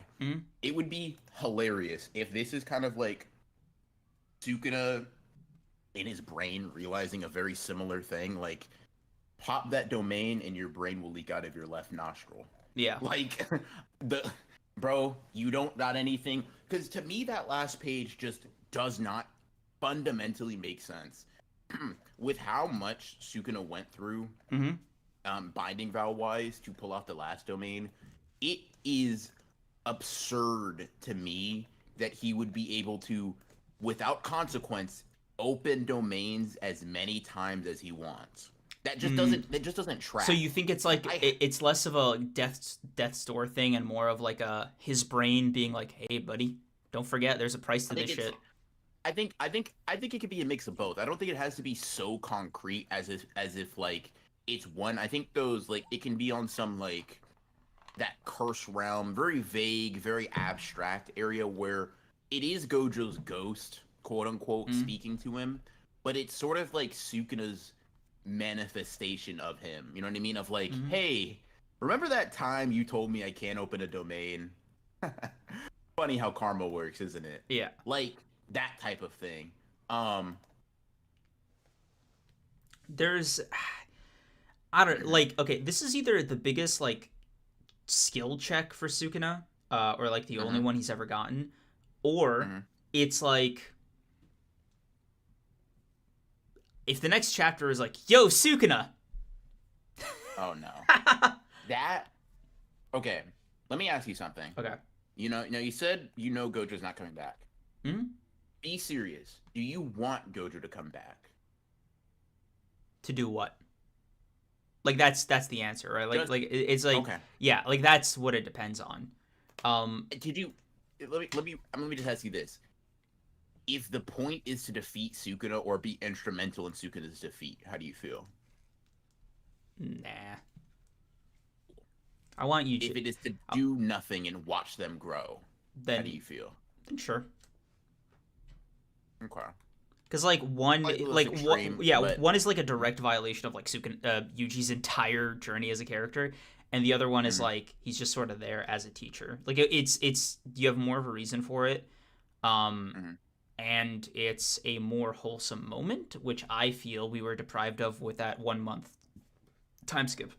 Excuse me. Yeah, there is more of a place for it than the former. Yeah, okay. We agree on thought process and direction. I think the extremeness of how against it I am is less than yours. Makes sense. Gojo fan or Gojo, Gojo Dick Eater #1 versus like guy who thinks Gojo's pretty cool, whatever, right? I think bringing Gojo back to then fight in any capacity, good. Like if he, and I do mean this like literally when I say this. If he has any impact on the fight from like a physical standpoint, then it'll be like throw the whole thing away. Throw the whole thing away. Throw the whole thing away. Because you've lost the plot at that point. That would be like to me that is on the level of like All for One taking over Shigaraki in the final thing of like you've completely missed your point, the point you brought up, and that's insane to me, right? I will say him coming back and watching is fine. It's not Asterisk, fine. yeah. It's to me, it's just it's a thing that I guess here's how I'll put it. At best, Gojo coming back cannot fuck the story up. And at worst, it fucks the story up. But Gojo coming back at this point, in my opinion, does nothing for his character, does nothing for his students' characters, and does nothing for the story. So why do it? Is kind of where I'm at mentally. Of like, there is no reasonable or logical justification for Gojo coming back. That does not shit on, I think, things that Gege's already established. If you wanted to have Gojo not die and watch his students from afar weakened, you just have Kashimo enter before the fight's completely over. Or you just have, like, you rework that from earlier, in my opinion. You don't kill him and then reverse it. It just feels like pointless. It just feels very, it makes 236 a chapter in which we reflected on Gojo's life, the way he's approached sorcery, all of those things, very silly that like we went through all of that. Like it I don't know. It just feels like, okay, next generation surpass you. We cannot do that if you're here in a fighter. So I think everybody with a brain that gives a fuck about JJK agrees you cannot have Gojo come back and be an active combatant. Yeah. Him coming back and not doing anything is less intrusive, but at that point I'm just like, then Gege, I'm mad at you for even writing 236 in the way you did. You should have just not done that if Gojo being there to physically watch was necessary. Because JJK has been a story, for better for worse, about death being a way to pass on your will, right? Don't fuck that up with Gojo because he's your most popular character, you know what I mean? You were able to do it with Nanami. Nanami didn't have to be there for Yuji to embody his will and spirit. I think one of the most like genuine and authentic panels or pages in the series is Yuji with Nanami behind him, like, yeah, I'll take on your suffering too. That's hard, specifically because Nanami lives on in Yuji whilst being dead. And while I do think Gojo should get some of those moments from his students, cough, cough, I don't think that needs to happen at the expense of reversing one of the most like stakes shifting thing in the entire story.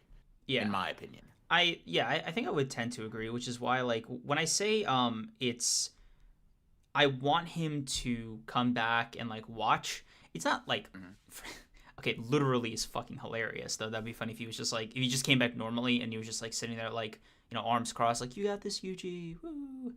That's that's different from like, I think I'd want him to come back in a way that's also pretty appropriate for how he is as a character. Like, I want to see him come back like, there's the popular like he's only back with one eye thing, and I think this panel kind of supports that. Like, he'd be coming back with like one of like the 6 eyes, so now it's the 3 eyes, whatever. So you have something like that. You have him coming back in like a Force Ghost way, where he's like, you know, either he's a hallucination for Sukuna or Yuji, but he's just like, I told you I'd win, Sukuna, or like, you got it, Yuji, like some shit like that. Like, I kind of want his, I want his presence to be there more than I want him to be there, if that makes sense. Yes. Like, bro, just, okay, one of my biggest gripes, and I feel like Gojo fans should be more mad about this. Instead of wanting Gojo back, y'all should be pissed that Gege does not have the students mention or think about Gojo more. To me, that is the biggest thing that there should be like outrage about if there's anything related to Gojo. Because like, okay, I get it, they have to lock in or whatever. So, but they only ever speak about Gojo in the context of like the damage he did to Sukuna. But even then, it's mostly the narrator kind of hard carrying that. Which, by the way, like, it's never emotional. Yeah, it's never. Yeah. Which I want to like briefly discuss, because I think Gojo's mentions like it gives me a good chance to talk about this, right? But ever since Gojo died, right, every time he's been brought up either by the characters or by the narrator, it's always been, and I appreciate this as a Gojo fan, it's always been in the context of like, yeah, bro, Sukuna was fighting for his life back there. Like, he's fighting now, but he was like fighting for his life against Gojo. And it's like, cool, you retain Gojo's like I think one of the biggest worries I had when Gojo died was like taking away from how much of a fucking brawl that was, right? For both parties. And it's been pretty well maintained, and I think like Gege is balancing it like exceptionally well. Knock wood, fight's not over, right? Mhm. But it does make me wonder, like, at what point do we have to concede that, even as Gojo fans, the shit Yuji is doing to Sukuna and like I guess the whole team, the whole posse, is Mhm. like, are we are is it was it that much harder with Gojo? Like, cause like, dude, punches to the soul, 8 black flashes from a guy who's like a super strength merchant, like soul cuts, like Jacob's ladder. Like, I feel as though maybe we're past that threshold, and we have to get into serious conversations where it's like, okay, where is the cutoff for Sukuna as the guy taking all this damage? Where's the cutoff for him, like as the challenger for Gojo, where it's like, okay,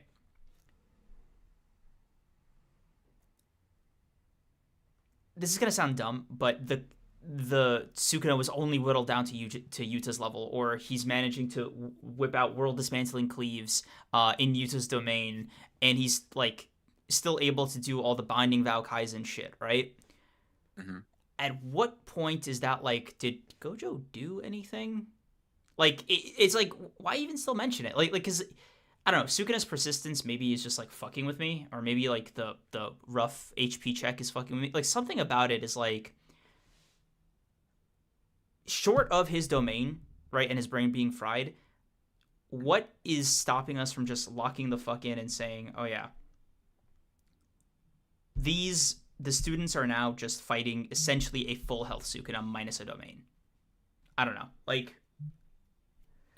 Personally, right? You say that as like a problem for you, and I appreciate that. But for me, that's kind of what I fucking want. Like, I kind of want them to overcome something that Gojo can't, because like, motherfucker, since chapter 11, like the most respect that could be given to Gojo is like allowing that dream to finally manifest. mm-hmm. I don't know. It to me, like, I feel like I feel like people talk about the go north, go south thing. It's like, okay, if I ask you, what more does Gojo have to accomplish or do, right? Mm-hmm. Because he's cultivated students that he trusts, right?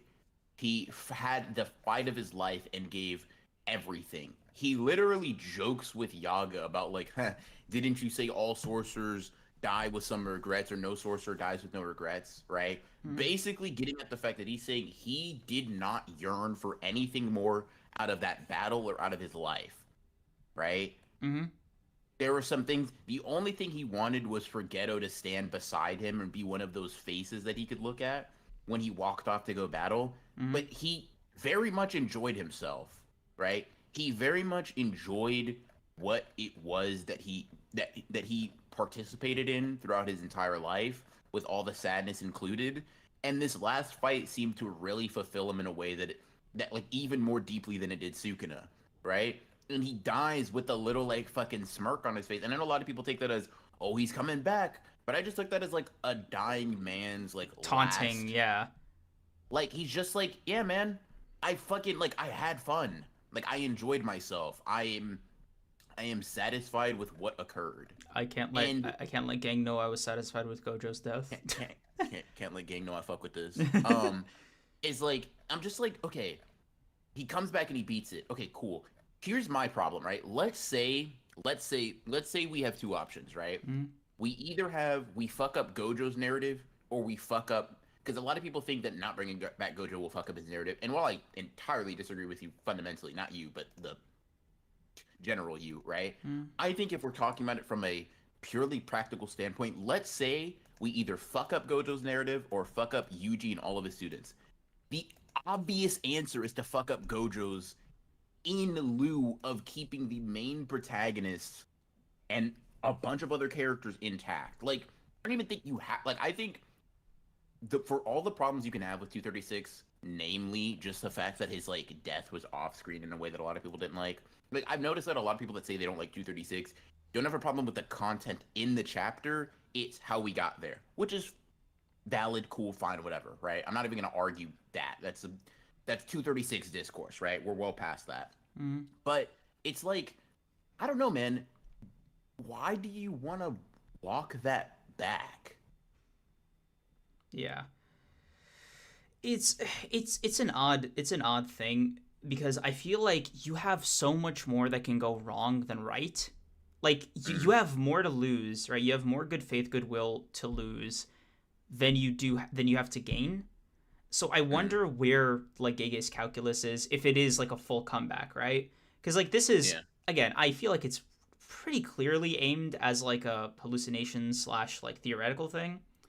Mm-hmm. But at the same time, I just in the back of my head, there's like a, you know what you're doing, right? Like just between you can tell me if you don't, right? But don't like tell me Yeah. in the form of a chapter releasing. You know, tweet that, Yeah. fucking DM me privately, Gege. I know you're listening, bro. If you're not sure, DM me. You're not sure. DM me is crazy. Um. Yeah. Let's see. Let me read some of these super chats and we can get back into it if we want. Mm. Um. Cadco, thank you for being a member for 5 months. I don't know if you remember, but I had a bet over a $400 signed Isagi card on Gojo coming back before 260, and fucking exactly 260 comes back. Dude. Praying to God that's a ghost. I'm praying for you now. Yeah, buddy. no, you're actually, dude. You'd be so good. Your ass is grass if that motherfucker's alive, bro. Holy shit. You fucking hell, man. Yeah. That's I think. Did you do something to God recently? Like what the fuck? Yeah, bro. You gotta lock in. You gotta lock in, bro. You gotta hit the prayer. Hit the prayer. Hit the prayer. Because like, bro, low key, it's like, what did you do, like, to deserve that? Hey, yeah, I don't know, man. Yeah, bro, you're guilty. I'm so sorry. I think I'm. Gotta side with God on this one, bro. Yeah, bro, because like this is. You must have done something. Yeah. Let's see. Gold changed his name from Ivan. Thank you for the 2. What if he lost Limitless to like Miguel level? But to what end? Miguel. You know what I mean?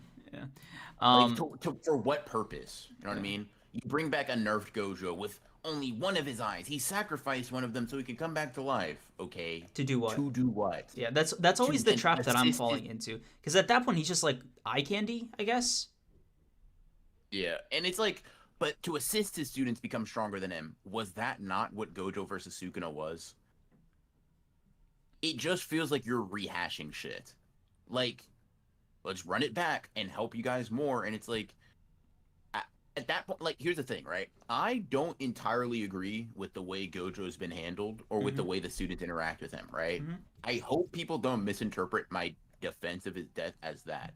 It's more so, this is what we have, and in order for you to get a better version of that with Gojo, you're not gonna get that moving forward. You would only be able to get that by going back.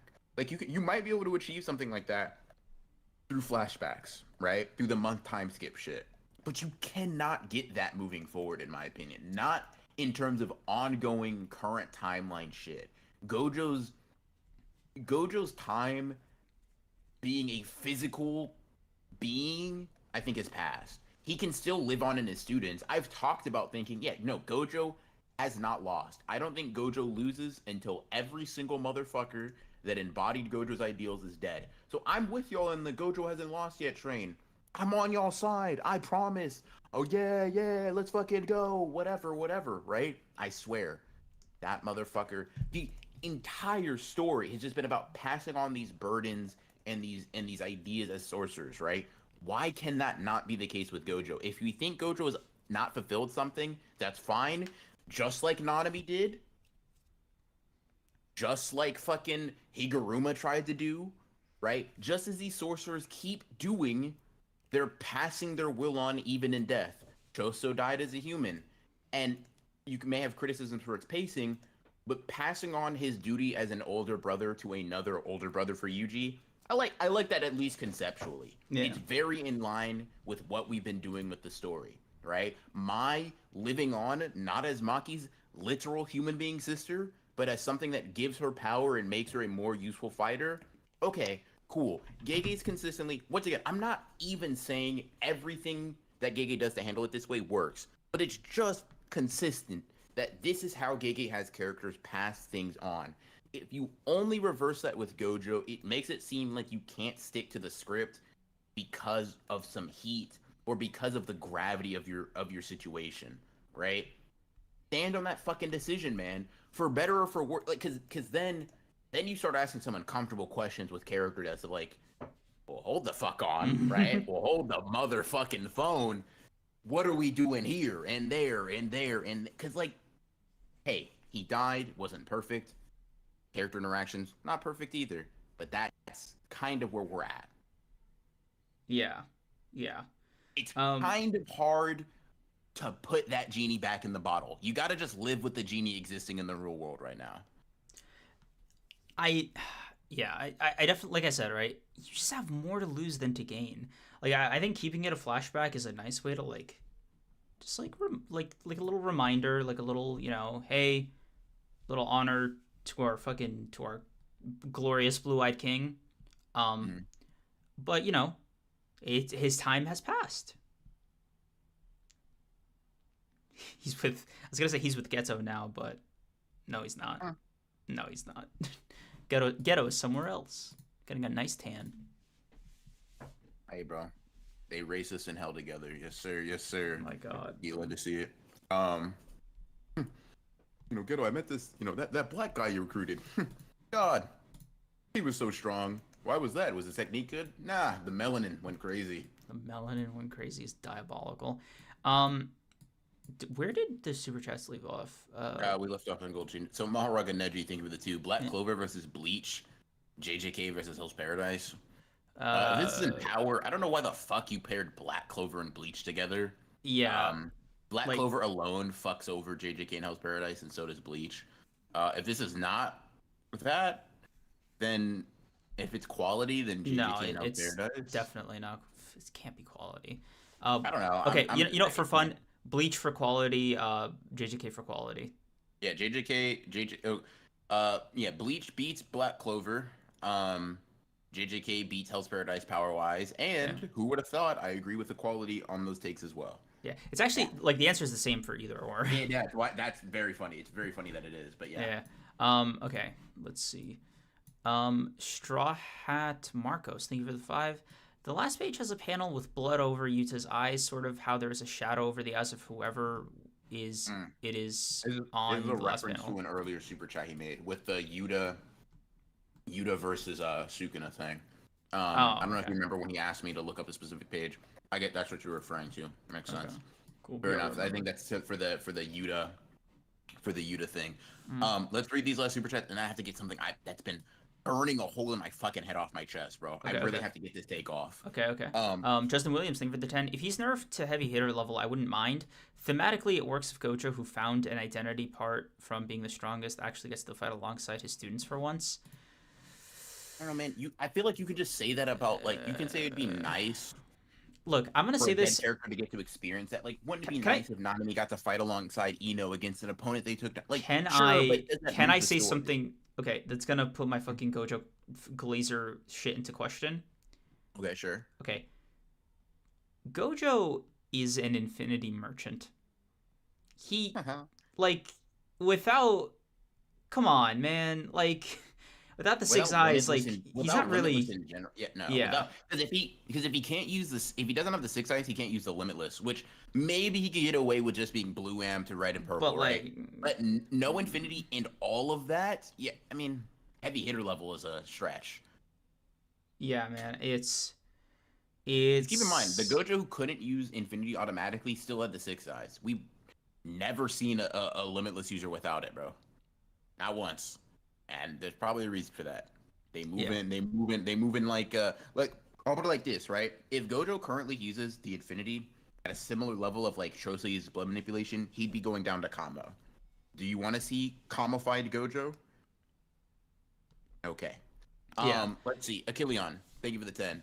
Sukuna's reserves are not dipping significantly because of his incredible efficiency, but his output, how much he can use at a time, has varied wildly because of Yuji's black flashes and other damage. Wait, hold on. Let me reread that. Sukuna's reserves are not doing because of his incredible efficiency, but his output, how much he can use at a time, has varied wildly because of Yuji's. I'd say the reserves matter more, man. I mean, It's but like, I think just what he's saying is from a power system perspective, UG's Black Flashes have never affected the reserves. mhm, Um, although okay. I guess I mean I guess so. At that point though, I'm wondering how much cursor do you need to open a domain, bro? That's what If you I'm can, thinking. because if you can only output, let's say it takes 10, right? You can usually output 100. You've been getting hit by UG a lot, a Hmm. lot, brother. What To the we looking at soul, right bro. now? Like, there's To your the heart wound soul. is a soul wound. Like, let's. You've been getting hit a lot, but yeah, um, yeah. Yeah.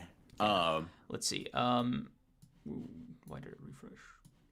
DC YouTube, thank you for the two. Gojo will be Sukuna's Reaper when the Black Flashes catch up. Binding vows, Binding black vows. flashes. Yeah, I was 50-50. I didn't. I thought it was Yeah, if it was the V typo, for you know. flash. Yeah, because V and F are like right above each other on the keyboard. Gotcha, So I gotcha. was like, oh, it could be 50-50. King King Naja. Nija, Yeah. thank you for the 10. Since he saw this ghost right before he opened his domain, it's safe to assume that this is because he attempted to use RTD to get back his burnt out curse technique. Maybe, or just like his general limits being like, yeah, dude, I don't know. The narrator's not telling the truth right now, bro. You cannot open a domain at will, or we better get. We're about to get a mean ass. However, bro, like, however, if it wasn't for UG's 10 fucking black flashes to your colon, you would have been able to, or some shit. I don't know, man, but it could be something to that effect. It could be something to that effect. Granted, it's been a whole chapter, so it's not necessary that he used it. It would be long enough to where technique probably isn't um, burned out naturally, anyways. But I don't know, kind of where Mhm. I sit. It could be very well the case, and that'd be interesting. Yeah.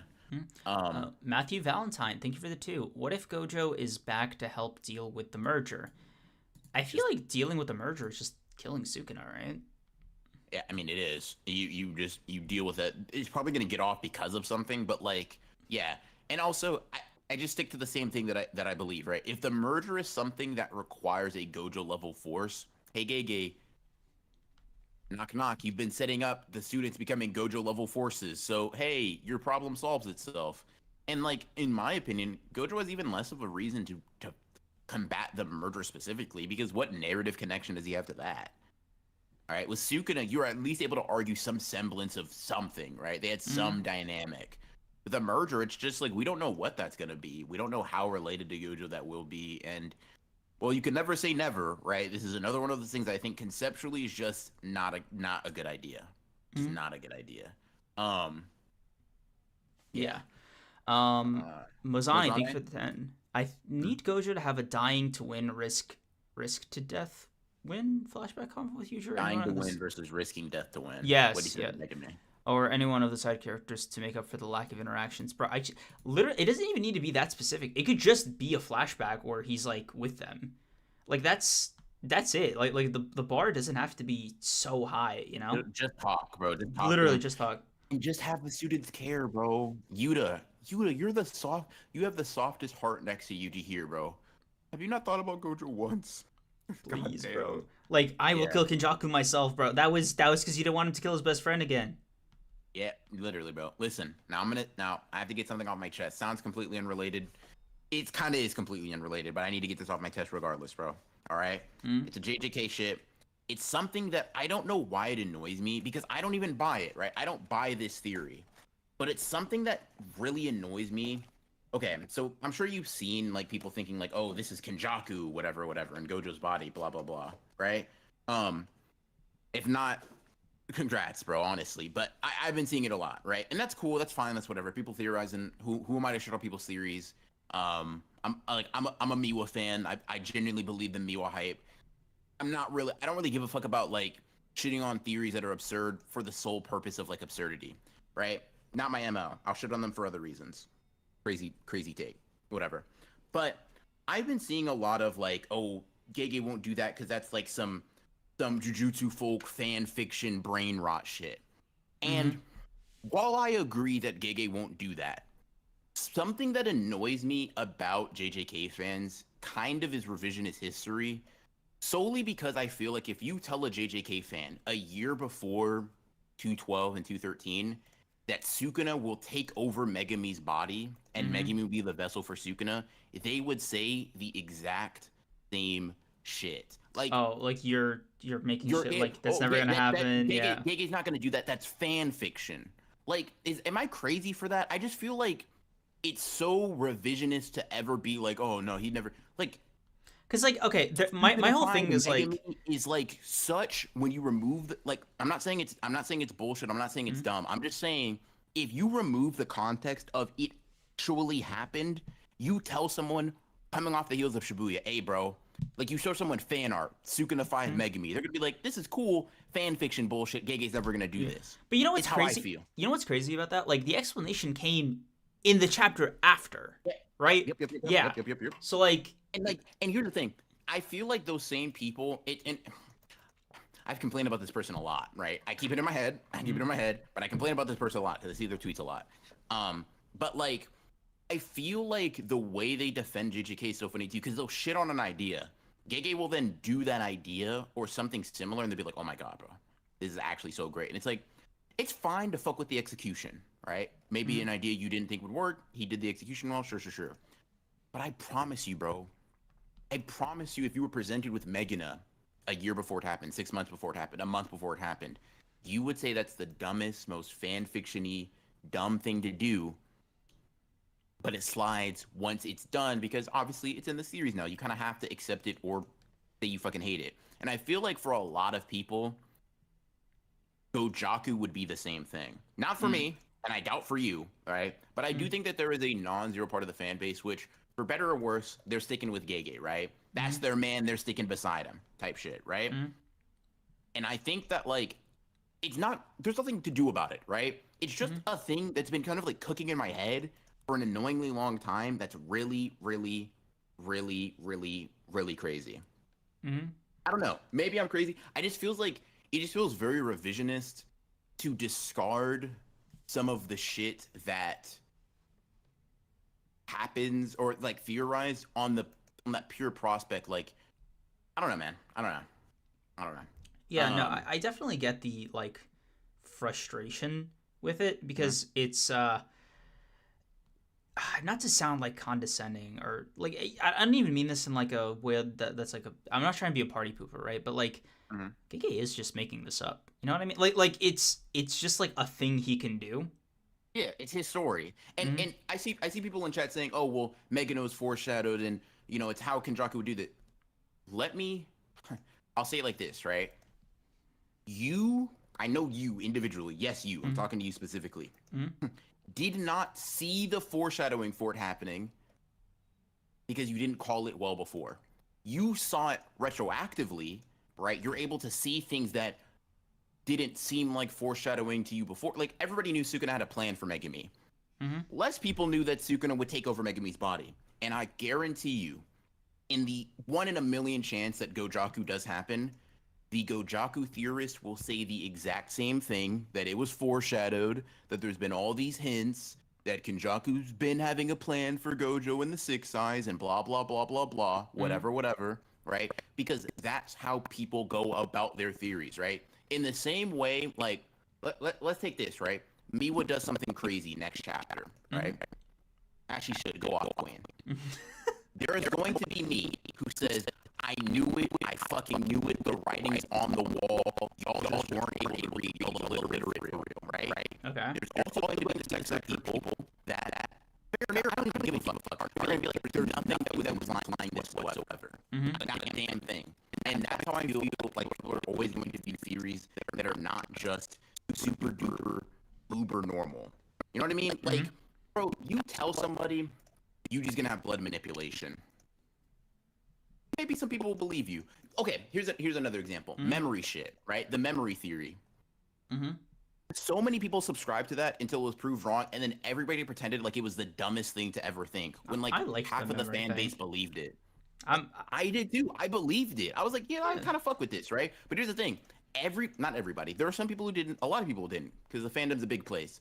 But quote unquote, everybody liked the theory until it was proved untrue, and then everybody's like, oh, of course I didn't believe that. I'm so above that. It's like, it's easy when you don't document your opinions to pretend that you've always been the smart, right person, in my opinion. And I think it annoys me because Here's the reason I think it annoys me, particularly so. One, because I see this person's talking on my timeline all the time, but also via the nature of like us putting our opinions on the table means that when we're wrong, we get shat on, right? Cool, fine, whatever. Comes with the territory.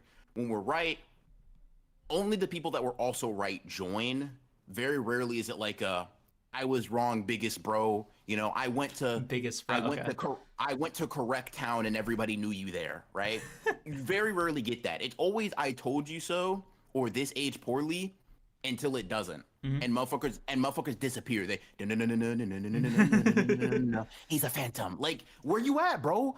Where you? I still remember motherfuckers talking to me about the Sukuna or Gojo can't beat Sukuna video. This will age poorly. Some of them, he's a phantom. Like, y'all are gone. And it's just like, I dislike, it's bigger than Gojaku or whatever. And when I say it's bigger, it's not a big deal at all. It's very inconsequential. It's just something that been fucking scratching at my brain weird. It's just this really interesting thing of like, it's so easy to be pretentious about your ideas when you don't mention them and you can just fucking lie. Like, nah, bro, that theory was never gonna come true. Everybody knew Gojo was gonna lose. Y'all were not in the fucking trenches, bro. Y'all were not watching what we were watching, bro. Oh my god. Bro, you would have thought I committed a war crime the way people wanted. Bro, I'm having fucking flashbacks right now.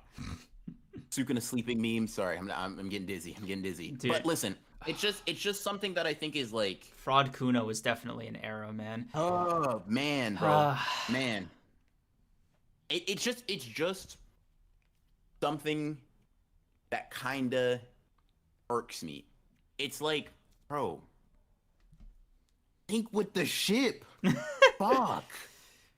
Be ready to die about this shit if you're ready to say it in my comments. That's it. If you disagree with me, that's cool, bro. Usually, unless you disagree with me some shit, then fuck you. But like, if you disagree with me on most shit, that's fine, bro. You didn't have to think that Gojo was gonna lose. I don't care. But please, take the pompous, smug, arrogant, nasally, asshole-ish nature out of your voice. If when you're wrong, you're gonna, if you're not gonna be, I'm sorry, biggest bro. It's on, like, bro, just have the same intensity either way. Because when I'm wrong, I just gotta eat that, bro. I put my stocks in Kashimo. I got punched in the fucking mouth. Yeah. And I kind of just had to sit there. And there was none of this. Yeah, bro. No, bro. I was just like you guys. I knew Kashimo was gonna leave. You just gotta sit there and hold that, bro. It's fine to be wrong. People hate being wrong so bad. I don't know, man. Have you tried being a fraud before? It works out for me. No, it doesn't. Without a guy like calling you out on it, you can't just get away with it. Yeah, but I'm here, bro. It's not gonna work, bro. All my shit, I am here. Like, bro, I'm about to tweet some shit out about you right now. You right, bro. You right. God. If I don't constantly call you out, bro, it doesn't work. You right. Chat, which one we going with, chat? Which one we going with? Wait, okay, what are the options? Mm-hmm. Give me the teasers. I got one, bro. I got one, bro. I mean, you don't have to decide anything right now. Backstory reveal, chat. Backstory reveal. No, I'm joking. That's crazy.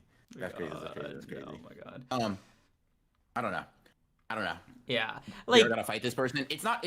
This person made the thing pop into my head. I'm not. All of this animosity is not towards this person. It is like a lot of minor annoyances. Like, for example, right? I posted a short, right? It was like Gojo hasn't lost. Obviously clickbait, duh. But it's something I believe, right? Like in the proverbial, your students live on, thematic, them, blah blah blah. The amount of people. No. I have to like. No. Tell me you didn't get comments like, well, actually. Bro.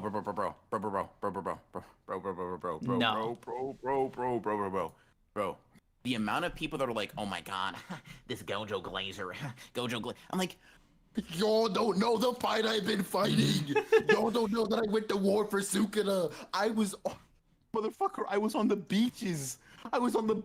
Bro. I was the first one out there. I was getting shot for my comrades. They called me Y'all crazy. Don't get it.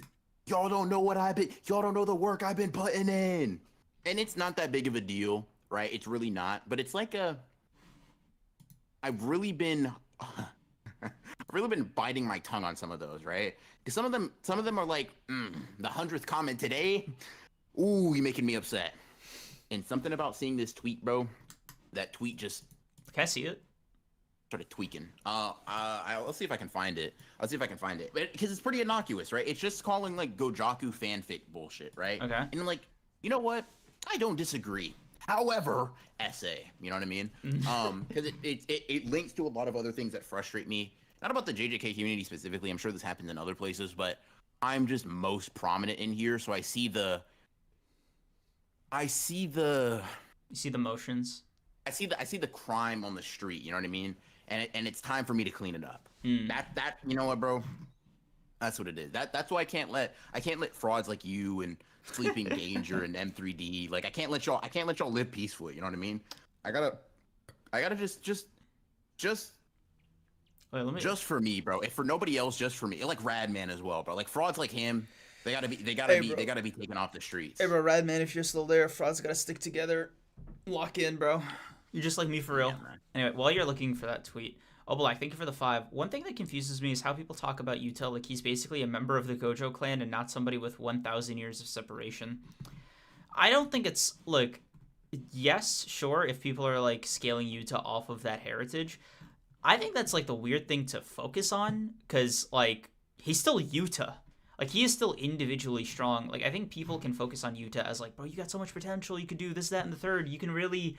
You're that fucking guy, like, second to Gojo, bro. That's big you. That's big you for real.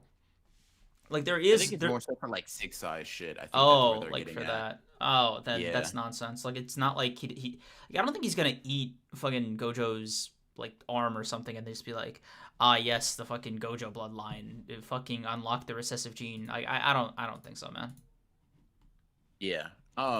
By the way, don't show this up there. I'm not really trying to make that public or anything, but yeah, it's just seeing his tweet sometimes, and sometimes we're like, I don't like you.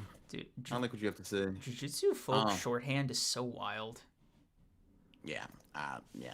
Anyway, Sleeping Danger, thank you for the 14. Sleeping Danger, thank you for the 14. How would you react to being called a fake Gumi fan? I would, if it's in here, I'll just ban you. Like, actually, for real. You didn't. It's a joke. I know it'd be a joke because y'all would know, right? But I would laugh and then my brain would start unraveling. Like, okay, I'll put it like this. Somebody couldn't say like, oh, you haven't been in the trenches or some shit like that when he comes back, right? Like I couldn't hear something like that, like, oh my god, you just hopping on the bandwagon. If you're on Twitter, I'll block you. If you're on my channel, I'll hide you. If you're on here, I'll ban you. Like, I'm just if you see you in the streets, if I see I'm beating your ass, you can bro. reincarnate 1,000 times. I'll kill you again. Like we just gotta scrap about it, bro. Like you, I might not talk to you for a couple of days, just off of like you couldn't say that. You would say that with your joking tone, and I would hear and be like, you talking to me specifically? Yes, you specifically. Okay. I would just be like, you know what, bro? Yeah, no, I need a couple of days, bro. I need a couple of days. I gotta let me just look up how to send a missile to a specific place. Let me just gotta build that real quick, bro. Yeah. Just gotta lock in. I think for me, I'd have to like say it on like a Sunday after stream, because then you can hit me with like, all right, bro, I'll see you Thursday at 5. And then you Thursday at 5, though. You would literally just not respond to me until then. I mean, here's the thing, because I would like timing it like that, like I would clock that you're doing this as like a work thing, and that would make me more angry because it means this was premeditated, and the premeditated nature. Yeah, you're doing it to yourself, dog. Amen. Y'all gonna see a crazy Friday scan stream. That's all I'm saying. My God. Y'all are gonna see a crazy Friday scan stream. Just pop up, chat. Pop up. By the way, man, tangentially related, have you been seeing the Yujiro versus Gojo debate on Twitter? Yeah, Yujiro wins. Yeah, it's actually so fucking funny. Because, like, that panel, that scene from the anime where they have him, like, walking through the glass, it would be unironically some shit because, like, then you'd hear the narrator say, like, as part of his training, Yujiro Hanma, like, is able to comprehend infinity. Like, what the fuck? Yeah. Yeah, no, bro. physical limitations like infinite distance and divisions of infinities and blah blah blah don't work on Yujiro Hanma. Yep. Oh, he has the Hanma blood and the fucking The Hanma blood transcends infinity. Oh my god, dude. Yeah, it's crazy. It's crazy. Why did I say it like that? I don't know, bro. I have no idea. That was weird. That was weird. You know what, guys? Here we are. At the end of this stream, at the end of a solid 9 out of 10 chapter. What are we giving this? I can give it like an 8. This was really good. I don't like the last page very much, even for reasons unrelated to Gojo. But I'm not gonna let the last page sour too much. I'll give it like an 8. I'll give it like Glorious an 8. blue-eyed king buff. That's where I'm at. That's where I'm at, chat. It's real hard work being a true fan. Yeah, bro. I'm not gonna lie. Street's not letting you claim Gojo coming back. If he does, brother, you're cooked. And as the beholder of the streets, I don't think I'll be having to get active, bro. Nah. Yeah, please don't make me clock in for work. Thanks. Yeah. Oh man.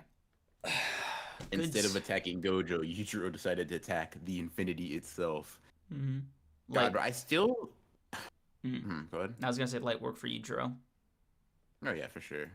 You're saying? For sure. I still can't believe that in one of these streams, I clocked not the exact nature, because who the fuck would clock that? But that Sukuna would basically get past infinity by like not slicing in like at Gojo, but at something beyond him. Like my hypothesis was that he would like slice a building behind Gojo, and it just so happens to cut him, so the technique doesn't register it or whatever. And all that's not exactly what happened.